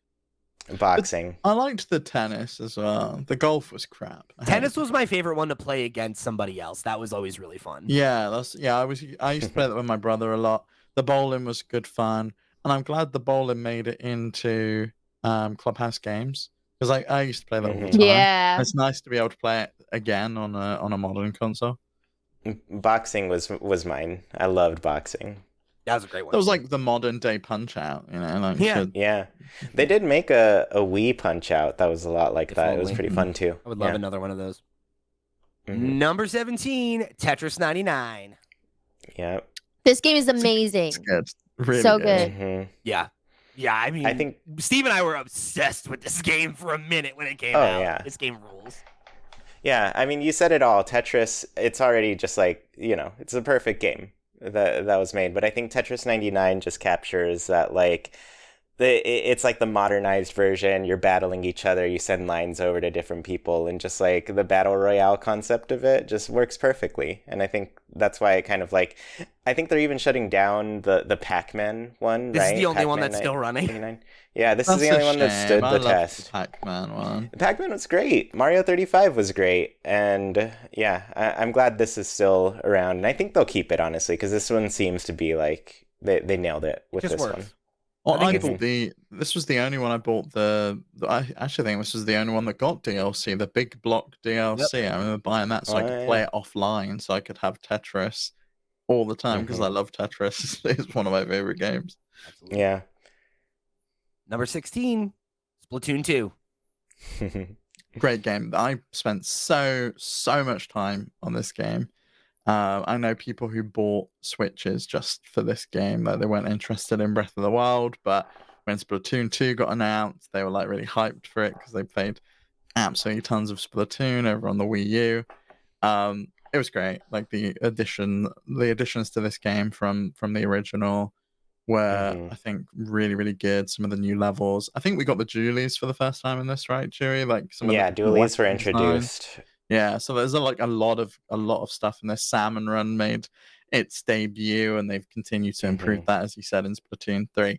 But the reason I put Splatoon 2 so high on this was my number 8 game, was just because of the number of hours I spent on it. I really got hooked on it. True. This was like my game for years. I would constantly go back to it and play it. And Splatoon 3, I guess maybe it was the time for me. I just wasn't in the moment for it, even though I think that game is probably better in all ways. I think Splatoon 2, for what it did for the franchise, it deserves to be high on the list. Yeah, this was the only Splatoon on my list for that reason. This is the only one I really got into. 3, I was excited for it. I bounced off it hard, so I gave the shout out to this one.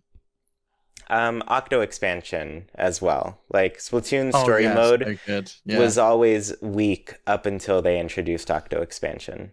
Splatoon 3 story mode was actually really good. I played through all of that. I had a good time with that. Whereas, Splatoon 2 story mode was like, okay, it's teaching me the mechanics of the game, but really the meat and potatoes is I'm going to go off and I'm going to beat people in these different battle modes. But some of the new modes they added to this, like Clam Blitz, for example, is my favorite ranked mode. I absolutely love it.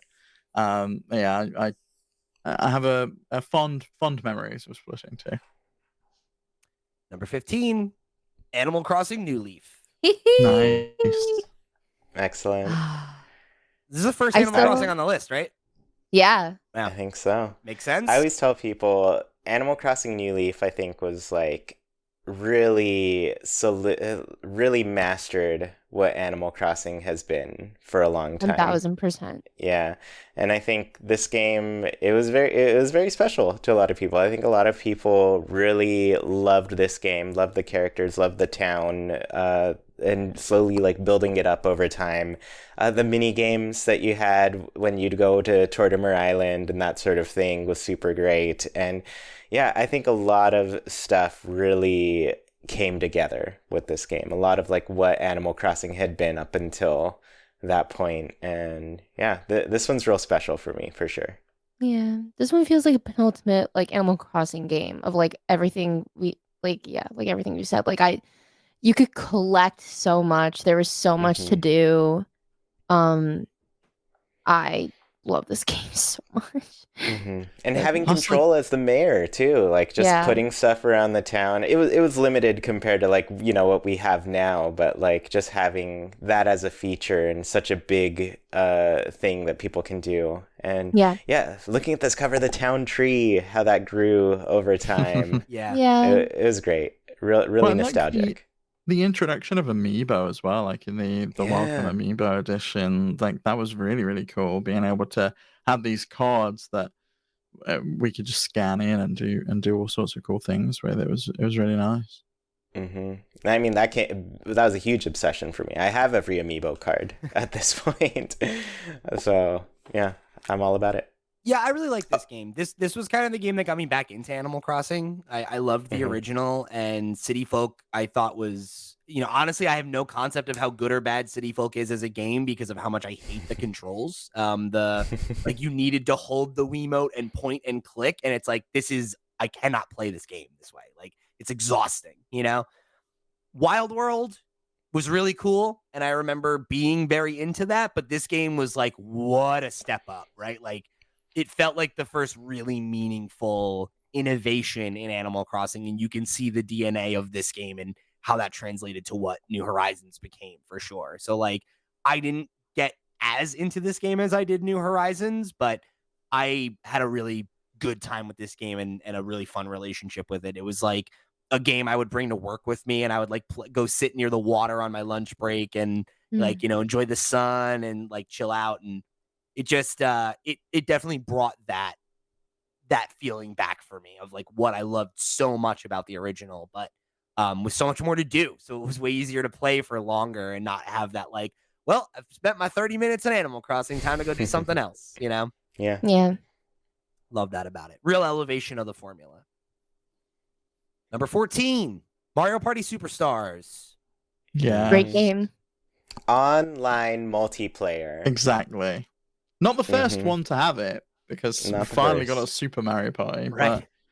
But yeah. But even then, it was mini games basically on Super Mario Party when it first happened. This is the thing we've always wanted, right? Is like give us the ultimate collection. Give me a game with all the boards, with all the mini. It's not quite there, but I think it's the closest we're ever going to get to a perfect Mario Party game. So credit where it's due.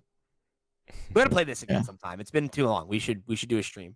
Yeah. I crack it out every now and again. Like this is perfect for like Christmas and birthdays and like all sorts of stuff with family. Like it's a really, really great game. I love the Mario Party franchise. It's probably my favorite franchise. The franchise I've played the most is the Mario One of the better Party represented franchise. ones on this list too. Yeah. Like with several it's the fifth entry, right? We had 2, 3, 5, 6 in this. That's pretty good. Number 13, The Legend of Zelda: The Wind Waker. Great game. Love this. Love Gorgeous this. game. Love this placement. Yeah, I need to. I really just want them to bring it to Switch. Like seriously, like I'm ready to play. That game I is feel like I'm so perpetually ready to play this unbelievably game. It's so good on Wii U, and it's devastating that they've never brought it over. Yeah, there's ways to play it on a handheld, but not a Switch. But it's, I want it's it on really the good. OLED, Steve. Come on, it'll be so beautiful. God, I know. I'm dying. I want to play this on the Switch. It's so funny to think about how the revisionist history around this game has happened too. Like I remember when it came out and like how much people were so down on the style, and like it has aged better than any of its contemporaries. The HD remaster is gorgeous. Like this game rules. I think it is the best game to ape the Ocarina formula for my money. Like I love the progression of this game. I love the open sea and the traversal of that. Like Red Lion is or King of the Red Lion. I forget his full name. He's probably the best Zelda companion that there's ever been. Like this game has so much going for it. And the character and just like all of the comedy around it too. Like Link's expressions are just priceless the entire time. I feel like Link's ever felt like a character too, because like not only the expressions, but like he has very personal stake in the story, right? Like it's his sister is the one missing, right? Like he has a grandmother, he has a family that you know, like he feels so much more present in this world. And even like Zelda and like how she gets introduced and all that is like so different, and it's the most Zelda was ever like an actor in the story before Mhm. that.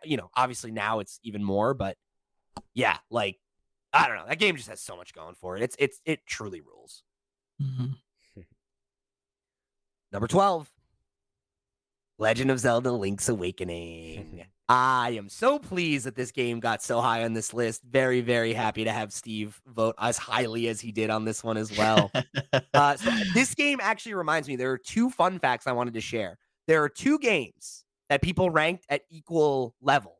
This was one of them. Steve and I both ranked this as our 12th game. Yeah. And it is number 12 on the actual list, which is cool. Oh my God, I didn't realize that. That's so cool. Hey, yo. And then Steve and Chuy both ranked Snipper Clips at 58. I forgot to mention that earlier, which I thought was interesting. Nice. This really was my cool first Zelda. This was I had this on the GBA back in the day before Ocarina of Time. It's one of the first games I ever beat after years of starting it and restarting it and not making any progress and finally beating it years later. I love this game. Like I said about Majora's, it's the most outlier Zelda game. It is the most different than every other Zelda game. And it is a game where you read about how it was made, and it was a game that was made after hours by people that were just experimenting and having fun, and like that limited oversight and like the labor of love of it like really comes across. I think it's got a really different emotional story. It has an exceptional setting and environment in Koholint Island that's so different than Hyrule, and like there's none of the same reused characters. There's all these weird nods to like Mario and all this other There's a goofy fucking stuff. chain chomp in there. It's like, what? Like a Yeah. cool I mechanic that you can get a chain chomp. Like, yeah, it's a really special game, and I think both versions of it are exceptional. Obviously, the newer one is a little more new player friendly, but the original is beautiful. It has exceptional pixel art. It has incredible chip tunes. It's just such a special game. It has so much personality, and like it's one of those games that like has just left such a mark on me and my taste, that like it's impossible for me to not have it in the upper echelon. Yeah, I specifically put the remake down because I've never played the original. But from what I've heard from you, the remake's pretty faithful anyway. It's just a change in visual style, but I love that visual style. I think it's absolutely phenomenal. I really hope they make a return to it and do some of the other Zelda games in that style, because I just think it's wonderful. It's really whimsical. Earthbound. Give us Earthbound in this style. Earthbound. I mean, Earthbound was on my list. I don't think it made it to the final list. I played some of that as well last year.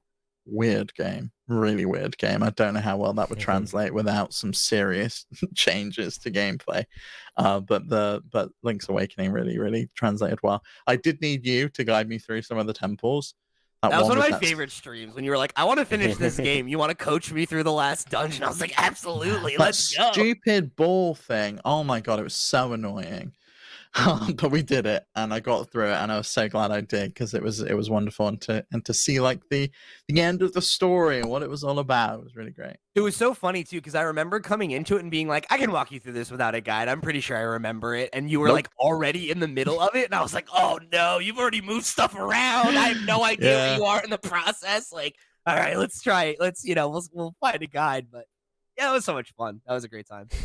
I love this game. This was one of the games, like when they announced the remake, like I lost my shit. I was like, I can't believe that they're acknowledging that this game exists, So I would love to see them give the same treatment to Oracle of Ages and Seasons and some of those other games. Very, very pleased to see this one rank this highly. Number 11, Pokemon Heart Gold and Soul Silver.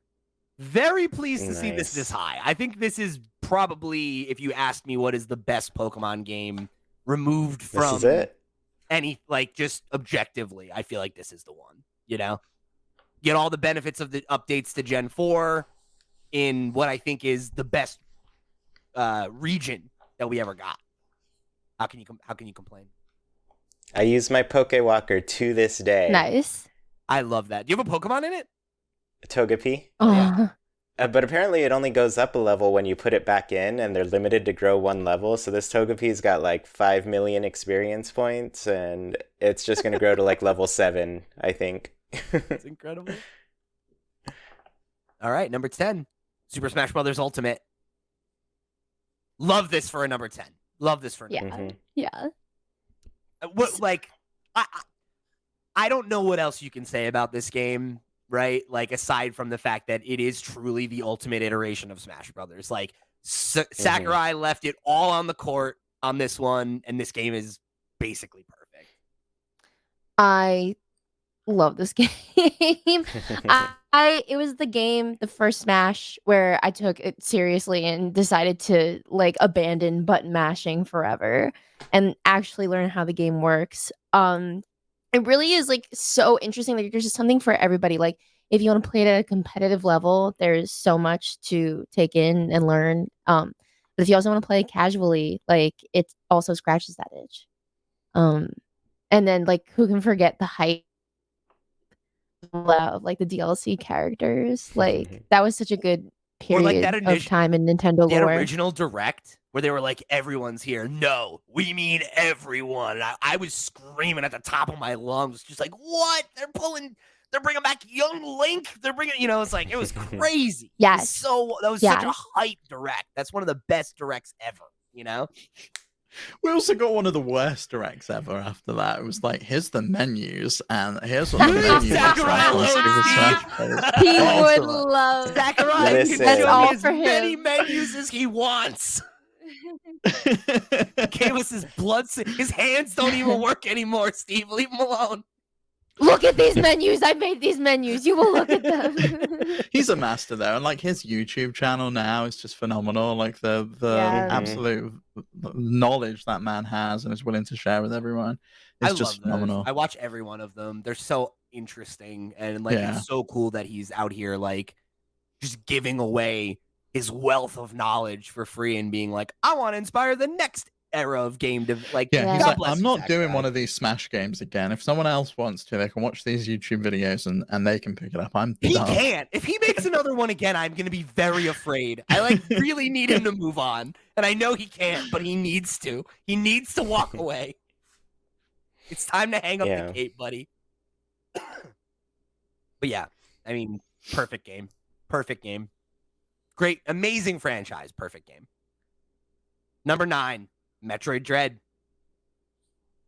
Wow, I can't believe how high this is. Yeah, I love how high this is. This is awesome. I can't believe it ranked this high. The only Metroid game on the list, and this game is awesome. No, Fusion's on the list. You're right. I'm sorry. I forgot about Fusion. You're right. No disrespect. This was the one that won me over, right? This is the game that made me a Metroid fan. It's the only Metroidvania I've ever liked enough to complete. And you gotta play Fusion. I want to. I do. I want to get back in now because I'm like, Dread sold me on the formula. It showed me how it could be satisfying in a way that had never clicked for me before.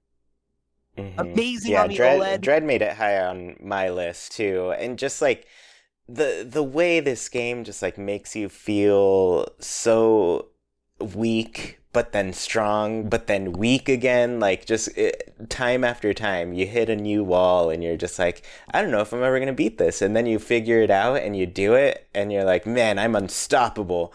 And then you hit that next wall. But like in a way that's just like, it doesn't ever feel like it's impossible, Yeah. It like channels the feeling you get in a horror game where you're like, I'm helpless. But then like when you figure it out, you're like, oh yes, I'm awesome. Like I beat the Emmy. Like the first time you took one of those out, you're like, all right, like we're getting somewhere, right? Like that sense of progression is so satisfying. Yeah, I was over the moon about this game. This was our game of the year in 2021. I think that shows how highly both Pete and I felt about it because we'd never been Metroid fans before. We'd never got into Metroid. We didn't think we were going to play it. Yeah, I was just like, it's a Metroid game. We're not going to play it. But we had Nintendo Mouse on the show, and he had previewed the game and reviewed it, and we were just sold on it. We were just like, holy shit! And what a launch title for the OLED Switch as well. It's like beautiful.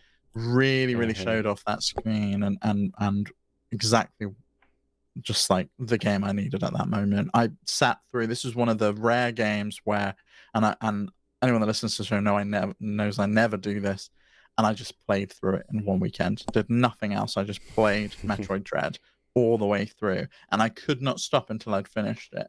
I think you it was beat like it before me, and I was like, "What? Like that's never like you just like yeah, devoured never it." happens.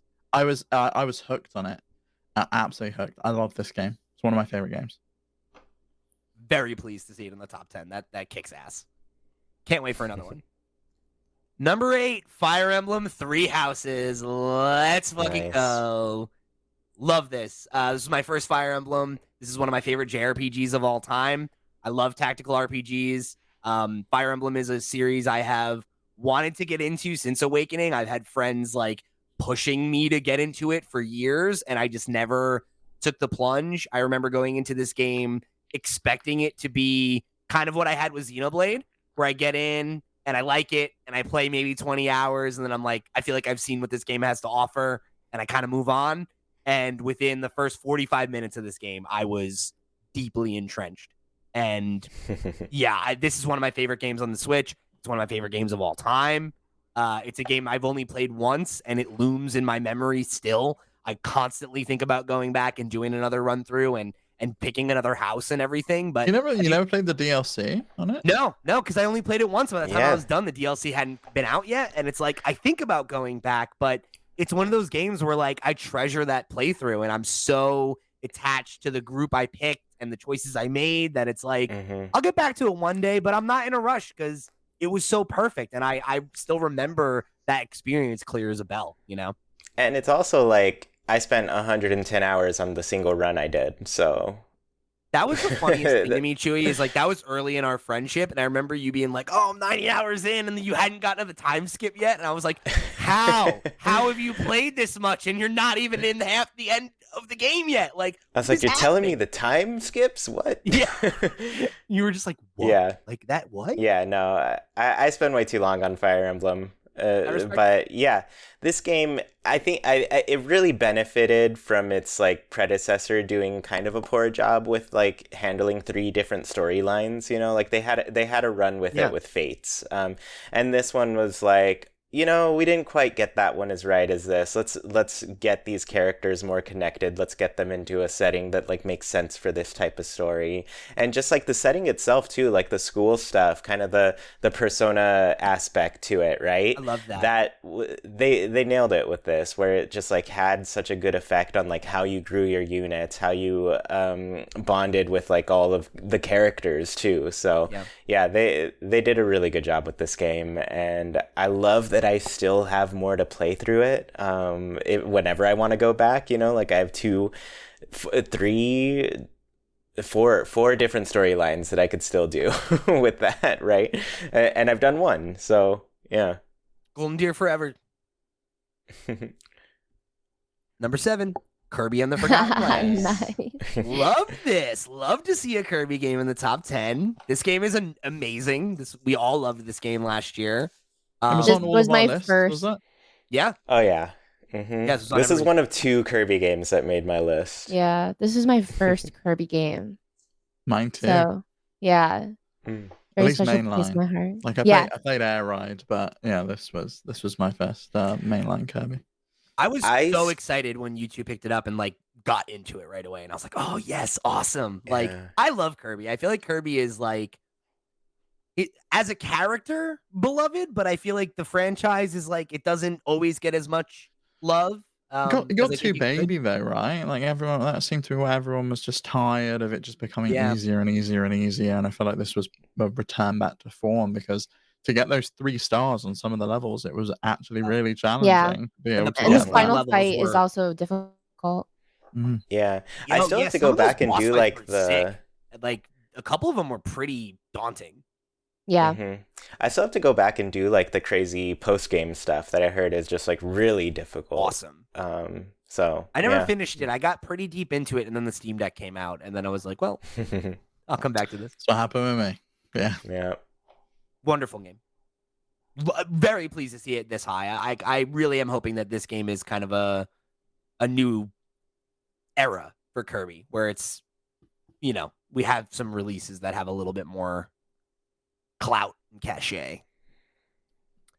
Number 6, Legend of Zelda: Tears of the Kingdom. Wow, not as high as I thought it would be. Wow. Too low. This is the highest ranking game that was not on every single list. Was it Sierra not on hasn't played it yet. Sierra's list? I still haven't played it. I'm sorry. Oh, Okay. it'd probably hop up, honestly. Yeah, I think if Sierra plays it, it'll end up. It'll If probably be not number number one. 1, I think it'll Yeah. make it to I'm number not 2. excited to do mechanical engineering, but I think that'll be Don't other. worry. There's a thing called auto build, and once you get that, it does it all for you. You can make anything. So don't Beautiful! worry Yeah, it about does it Let's all for you. work. Uh-huh. Yeah, I am. Yep. I am dying for you to. I know you still haven't finished your Breath of the Wild run through. I'm dying for you to stream this game. I would love to watch. I'm going to stream this game Mhm. as soon. I have all the pieces I need to build my stream setup, but I just have to do it. I'm very close, and I'm like, when I come back, I'm like, Tears of the Kingdom. Let's go. Let's dive Yeah. in. Oh, yeah. I can't stress enough like how the entire first month of me playing this game, still moment after moment, just my jaw would drop. Mm. There's so many things that happen in it, and you're just impressed throughout the entire thing. I gotta say, I think this is my favorite video game now. Yeah, I put this at number 1 for me. Yeah, I did too. This game is. This was my number 2. Wow. This game's exceptional. Like I remember when the first time I played it, I had like a fucking stupid grin on my face like the entire time.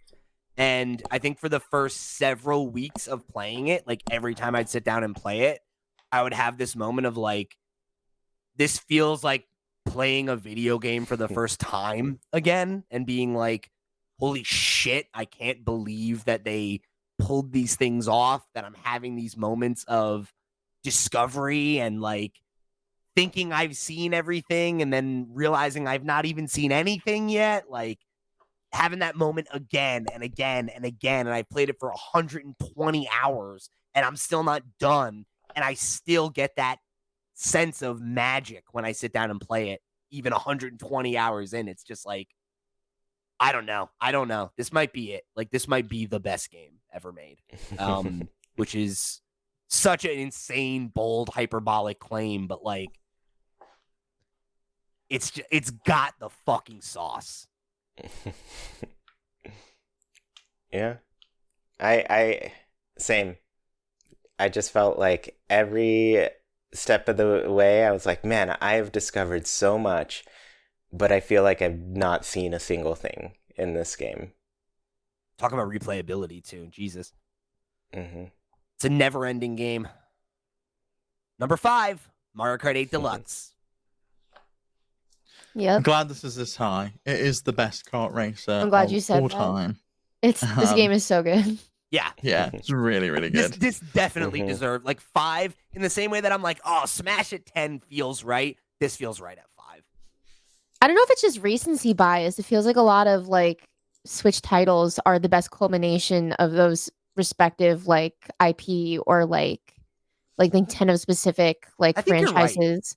Like, But like they just are like the Zelda games, like this game, Smash. They're just refining it over the years, and I feel like they refined Mario Kart to the point where it was just, what else do we do? You know, Right. we can just keep adding tracks to it, but they nail the physics, they nail the gameplay, they absolutely nail the fun. You can, even if someone's so far ahead, gonna rubber band you right back, so you always know you're within a fighting chance of actually making it if you want to. And the levels in this, I mean, yeah, we've got like 6 versions of Rainbow Road, but they're all different and they all feel different and they're all really great. And like every and all single the time I play it, DLC, I like love they it. added a Yeah. whole other game's worth of content between the original DLC and then the stuff we're still getting now. It's nuts. It's such an Yeah. incredible value. There's so much to do. And the battle mode, like I always forget And it's about got that. Animal Crossing. Yeah, and Animal I Crossing love I how love that different Animal that Crossing level track. is. Like that, you get the bells and the seasons change. Like they Yeah. really put Mhm. thought into all of those levels, especially the original ones. Like they really spent the time to craft them and do different versions of them and make them meaningful. And Like I like love the Hyrule Castle one as well. I the think it's rupees so and cool. everything. Yeah. Yeah. And like I like the references to other franchises that aren't represented in characters. Like there's the Excite Bike level, there's the F-Zero level. Like those are really cool, you know? Like I don't know. This game's perfect. It's really, I think, the best kart racer. It's definitely the best Mario Kart. Number 4, Super Mario Odyssey. Love to see this. Love to see this ranked this highly. This game is awesome. I feel like this game really took 3D Mario to the next level, and it's the game I felt like we were waiting for since Sunshine, right? Mm-hmm. And it delivered. You know, I think this is the best 3D Mario. It's the most popular 3D Mario for sure. It's, you know, every world is really beautiful and well realized. There is that real, like, incredible sense of reward from some of the moons just go and traverse up to a place and grab one, and then some are like after a crazy boss fight. Like, I love how much control you have over the pace of the adventure and what you want to get out of it. It kind of lets you get out of it. And then the post game is, again, like we talked about with Sunshine, bare knuckles difficult, and I loved that about it. Like, the moon stuff is tough, very fun. Well, and all the like nods and the Easter eggs, like the different outfits when you finish it, and you get to Peach's castle, and you get that like N64 outfit, and I was just like laughing so much. I had the biggest smile on my face. It's wonderful. Same. And it's such low stakes as well. Like, it's one of those games you can jump in and out of. You die, you lose some coins. It's not the end of the world. Who cares? You get straight back into the action. And it gives you that like freedom to explore because you know it's low stakes. You're just like, what can I do over there? But then there is still that skill involved of being able to do those like trick moves where I throw out Cappy, I jump on Cappy, then I can jump up again and I can throw him again. And like you can traverse to those areas that you might not be able to get to. Usually, and then when you finally get there, you're rewarded with a moon, or you're rewarded with a secret, or you're rewarded with something. I think you can just become any character or item in the game. You become like a Goomba with a mustache, and like that stack actually them up. works too. Like, It's that, so like cool. it never feels like lame or stilted. Like, in a game that's so about movement and momentum, it's like, how did you make all those things feel good? Mm-hmm. Yeah, especially after like the 3D All-Stars pack came out and I revisited those, I was just like, Super Mario Odyssey just nails it. All of the movement, it feels so good, and then the power with Cappy and taking control of those characters and having like levels built around playing as those the different enemies as well. Like, all of that is just fun. I smiled just like Steve the entire way through, every step of the way. I was just like, man, this is just a really fun game. I'm pretty sure I ended up giving this my game of the year over Breath of the Wild because of that. It's like Breath of the Wild is a better game, but this game just like it touched a piece of me that is like, you know, it's hard to connect with things in a sense of childhood wonder, and like this gave me that of just like, man, this takes you right back to playing a Mario game for the first time, you know? And the music, I still listen to the soundtrack all the time. Come on and jump up, superstar. So good. So good. 10 out of 10. When's the next cover stream, Sierra? I want you to do that one. I know. I would love to do that one soon. Not soon enough. You got to do it in a Pauline outfit, though. Okay. Please wear like a Pauline too. Just a red dress and then like a bowler hat. I do have a red dress. Yeah. Number 3, Animal Crossing, the original. Yeah. Nice. Fuck yeah. This is insanely high, and I love it.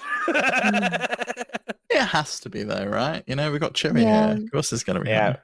I put it as my number 3 on my list, so I mean, it matches. I think this is probably the second best game on GameCube, if not. So like, I'm right there. Yeah. What do you think the first best game Wind on Waker? GameCube? Wind Waker is phenomenal, but like, it's fair. This game is the game that like got me into social. I mean, I guess I played The Sims before this, but like, I don't know. I like The Sims. I loved Animal Crossing.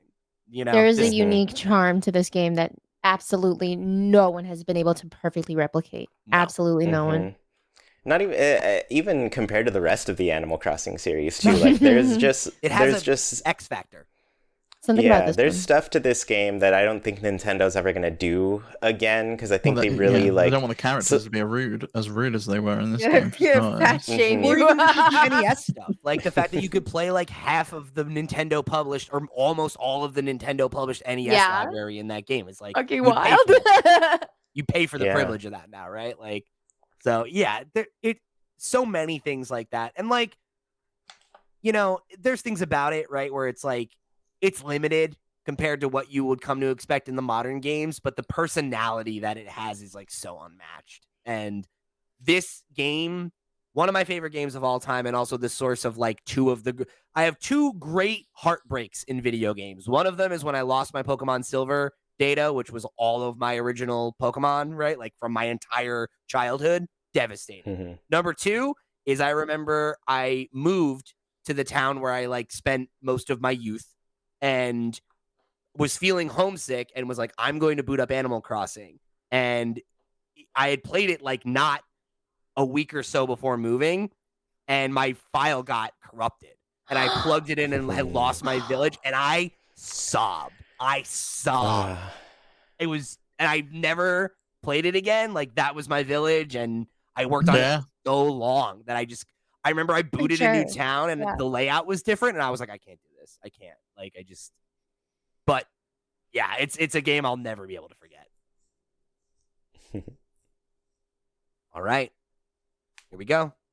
Number 2, The Legend of Zelda Breath of the Wild. I'm surprised this isn't number 1. What number 1 is. Yeah. I was also surprised this was not number 1, but we are overrepresented as Animal Crossing fans on this podcast. I think we all really love Animal Crossing. Yeah. So you can guess where we're going on this one. But oh my God. Yep. So Breath of the Wild, I think before Tears of the Kingdom came out, it is probably the game I would point to as the best example of a perfect video game. And they somehow upped the ante. It is still a nearly perfect video game. It is still a 10 out of 10. It is still one of the best games I've ever played. It is probably the second best game on the Switch. This game is an undeniable classic, and it was my number 2. It would have been number 1 if not for the fact that they somehow made a sequel that was even better. Unheard of. Yeah. This was right behind Tears of the Kingdom for me as well. And just Tears of the Kingdom took this formula and just made it better in every single way, but I don't think anything can ever replicate the feeling I got when I booted this up and played it on my Switch and that just even that experience, because it's so interlinked with the Switch for me, and like that experience of I dock it and it's all working, and then I pick it up and I'm taking this entire world with me wherever I go, and I can just explore it. And I lost hundreds of hours of my life to that game. I did not really do much work for a month while this game was in my possession. It's phenomenal. I still never ever found all of the shrines and seeds since. Me neither. Yeah, there's so much. I'm doing it in Tears of the Kingdom. Shrines. I'm gonna do it this time around, but yeah. Yeah, man, like that is when I think of the Switch, I think of playing Breath of the Wild the first time and having that experience of like, I'm playing it at home on my dock. My friends are meeting up somewhere. I take it with me. I keep playing while we're out. I go to my girlfriend's house. I put it in the dock I have at her house, and I keep playing. And then I get in bed and I'm still playing. I was working freelance audio gigs and playing it while I was DJing and stuff. Like, you could not get me away from the Switch. And I used to carry it around. I had the bag with the thing, and I'm carrying around like a clutch purse everywhere I go. I'm like, if I have a second, I'm gonna play Breath of the Wild. Was it the Sheikah slate? No, not that one. That's so cool. I still use so it to this cool. day. I love At that. the Yeah. time, I think I had the original one. Now I have a Mario one. Yeah, I had okay. the really crappy one that they put out at launch. It was like some soft, crappy, awful one, and I ended up buying a new one since then. I've got like a slate gray one that I got for Christmas from my ex, and it's got like all the Mario icons like printed on That's it. Very cool. nice. All right, drum roll, please. That's a little weak, but okay. There we go. All right, drum roll, please. Number 1. It's Animal Crossing I'm New shocked. Horizons. Yes. Yay. I am actually shocked that this isn't number 1. I thought it was going to be top 10, but not number 1. Well, It's one of the when I best sat games of down all to do time. it, before I'd even looked at any of your lists, my guess was this would be number 1, and that it Wow. would beat Breath of the Wild by like a very slim margin. well, I And that's mean, what it came down to, right? Is this was the only game that was in everybody's top 5. Oh wow. This was Okay. my number 7. Didn't make my top 5. Oh, okay, top 10 then. Whatever. Yeah. It was in This everybody's. is my number 2. But, was this your number well- 1, Sierra? Where did this rank for you? I'm looking right now. Must have been pretty high. It was but- high. Yeah, this game was like definitely- got me through like one of the worst periods of my life. Yeah. And so I'm really happy for that. I'm It was thankful for number this game. 8 for me. It was number 7 for me. So I Chewy carried put it it the to the highest. Chewy top. had it at number Yeah. 2. Chewy got it I right. put it at number therefore. 2, yeah. Well, but again, it's also it's one of the only games that everybody voted on Yeah. that So it gets highly. There are tons a of couple points, games yeah. that were on everybody's list, but very few of them were this high up. So yeah, that put it over by quite a few points. But this game has so much wrapped up in it for that reason of like, yes, it's an exceptional game. Yes, it's probably the best Animal Crossing.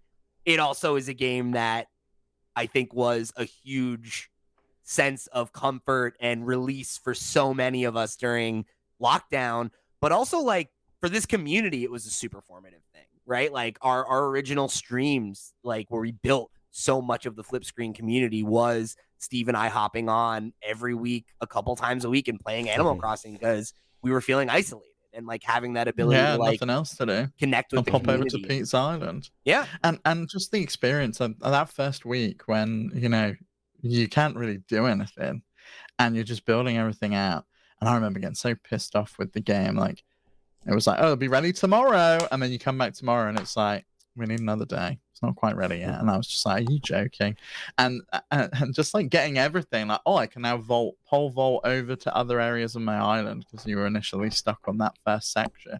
Now I can fly over to other people's islands and like trying to find people who had the different fruits, so I could have a fruit tree on my island of every single one. Or like when we would And go to going- Mega Man's Island because go it was into the summer in the southern New Zealand, hemisphere, and none of yeah. us had gotten to Mhm. summer yet. And like you're catching different Yeah. fish, and yeah, like I don't know, it was just such a magical time. Yeah.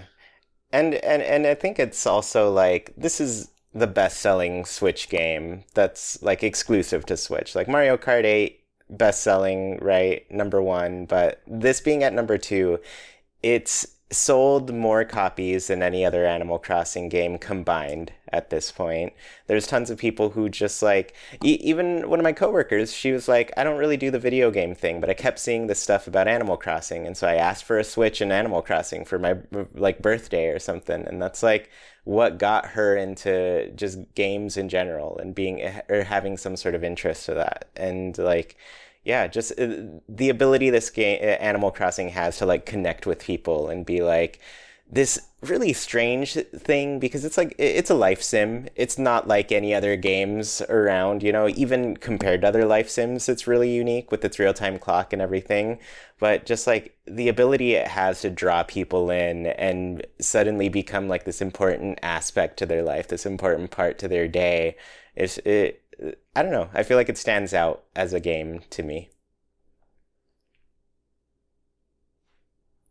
Yeah, couldn't agree more. I think it's definitely a game that I think will always be in the back of my mind for how important it was to me at the time that it was important to me. I never Mhm. thought there would be an Animal Crossing game that I would care about as much as the original, and this hit that, which is something special. And I never thought there would be an Animal Crossing game that would force me to buy another console because I didn't want anyone else's house on my island. And that very much happened because I was very particular about, no, I'm not sharing this with anyone.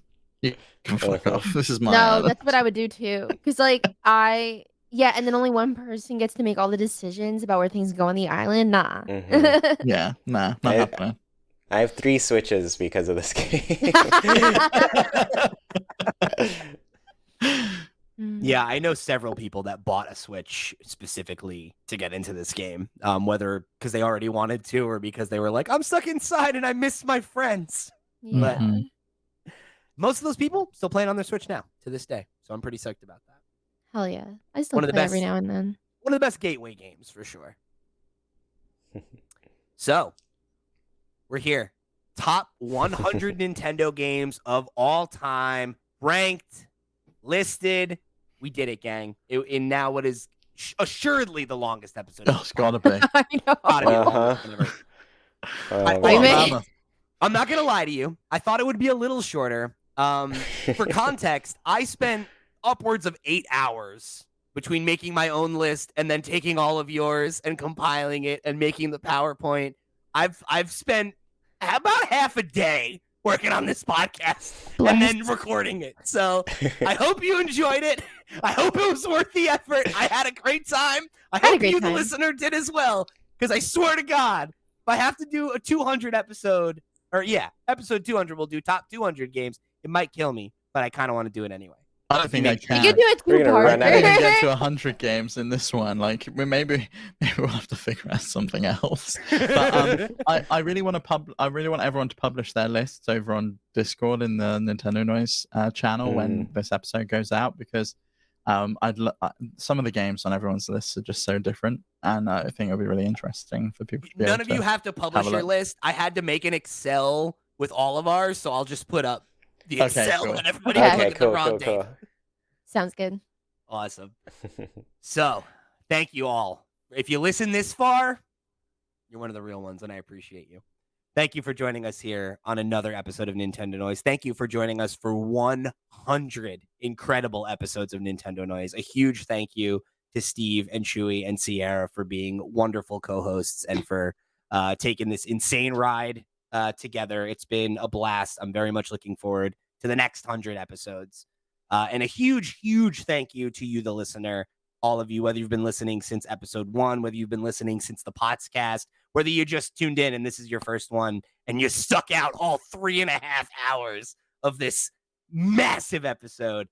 We greatly appreciate you. We wouldn't do it without you. We couldn't do it without you. Thank you for your support, however you show it. Now, everyone get angry in the comments and tell us how wrong we are, and tell us what your top 100 games are. 'cause I What really games wanna did we know. miss? What games Yeah. should be on the list and isn't? That's what I want to hear. Because you can argue all live long day about the numbers, right? The math. They're speaks gonna for say itself. Metroid Prime. That's the one. That's that a we good missed. one. Yeah. The fact that Max didn't make it for this episode, he's got to be rolling over in his grave that we didn't have Yeah. a I know. single Metroid Prime game on here. But that's why you show up to recording call, right? Anyway. Thank you guys again. We love you. We appreciate you. And we'll see you next week for another episode of Nintendo Noise. Remember, flipscreen.games. That's the website. However you choose to show your support or get involved, we appreciate you. And thank you for tuning in for another episode of Nintendo Noise. For the crew, I've been Pete. He's been Steve. He's been Steve. He's been Chuy. She's been Sierra. We'll see you next week.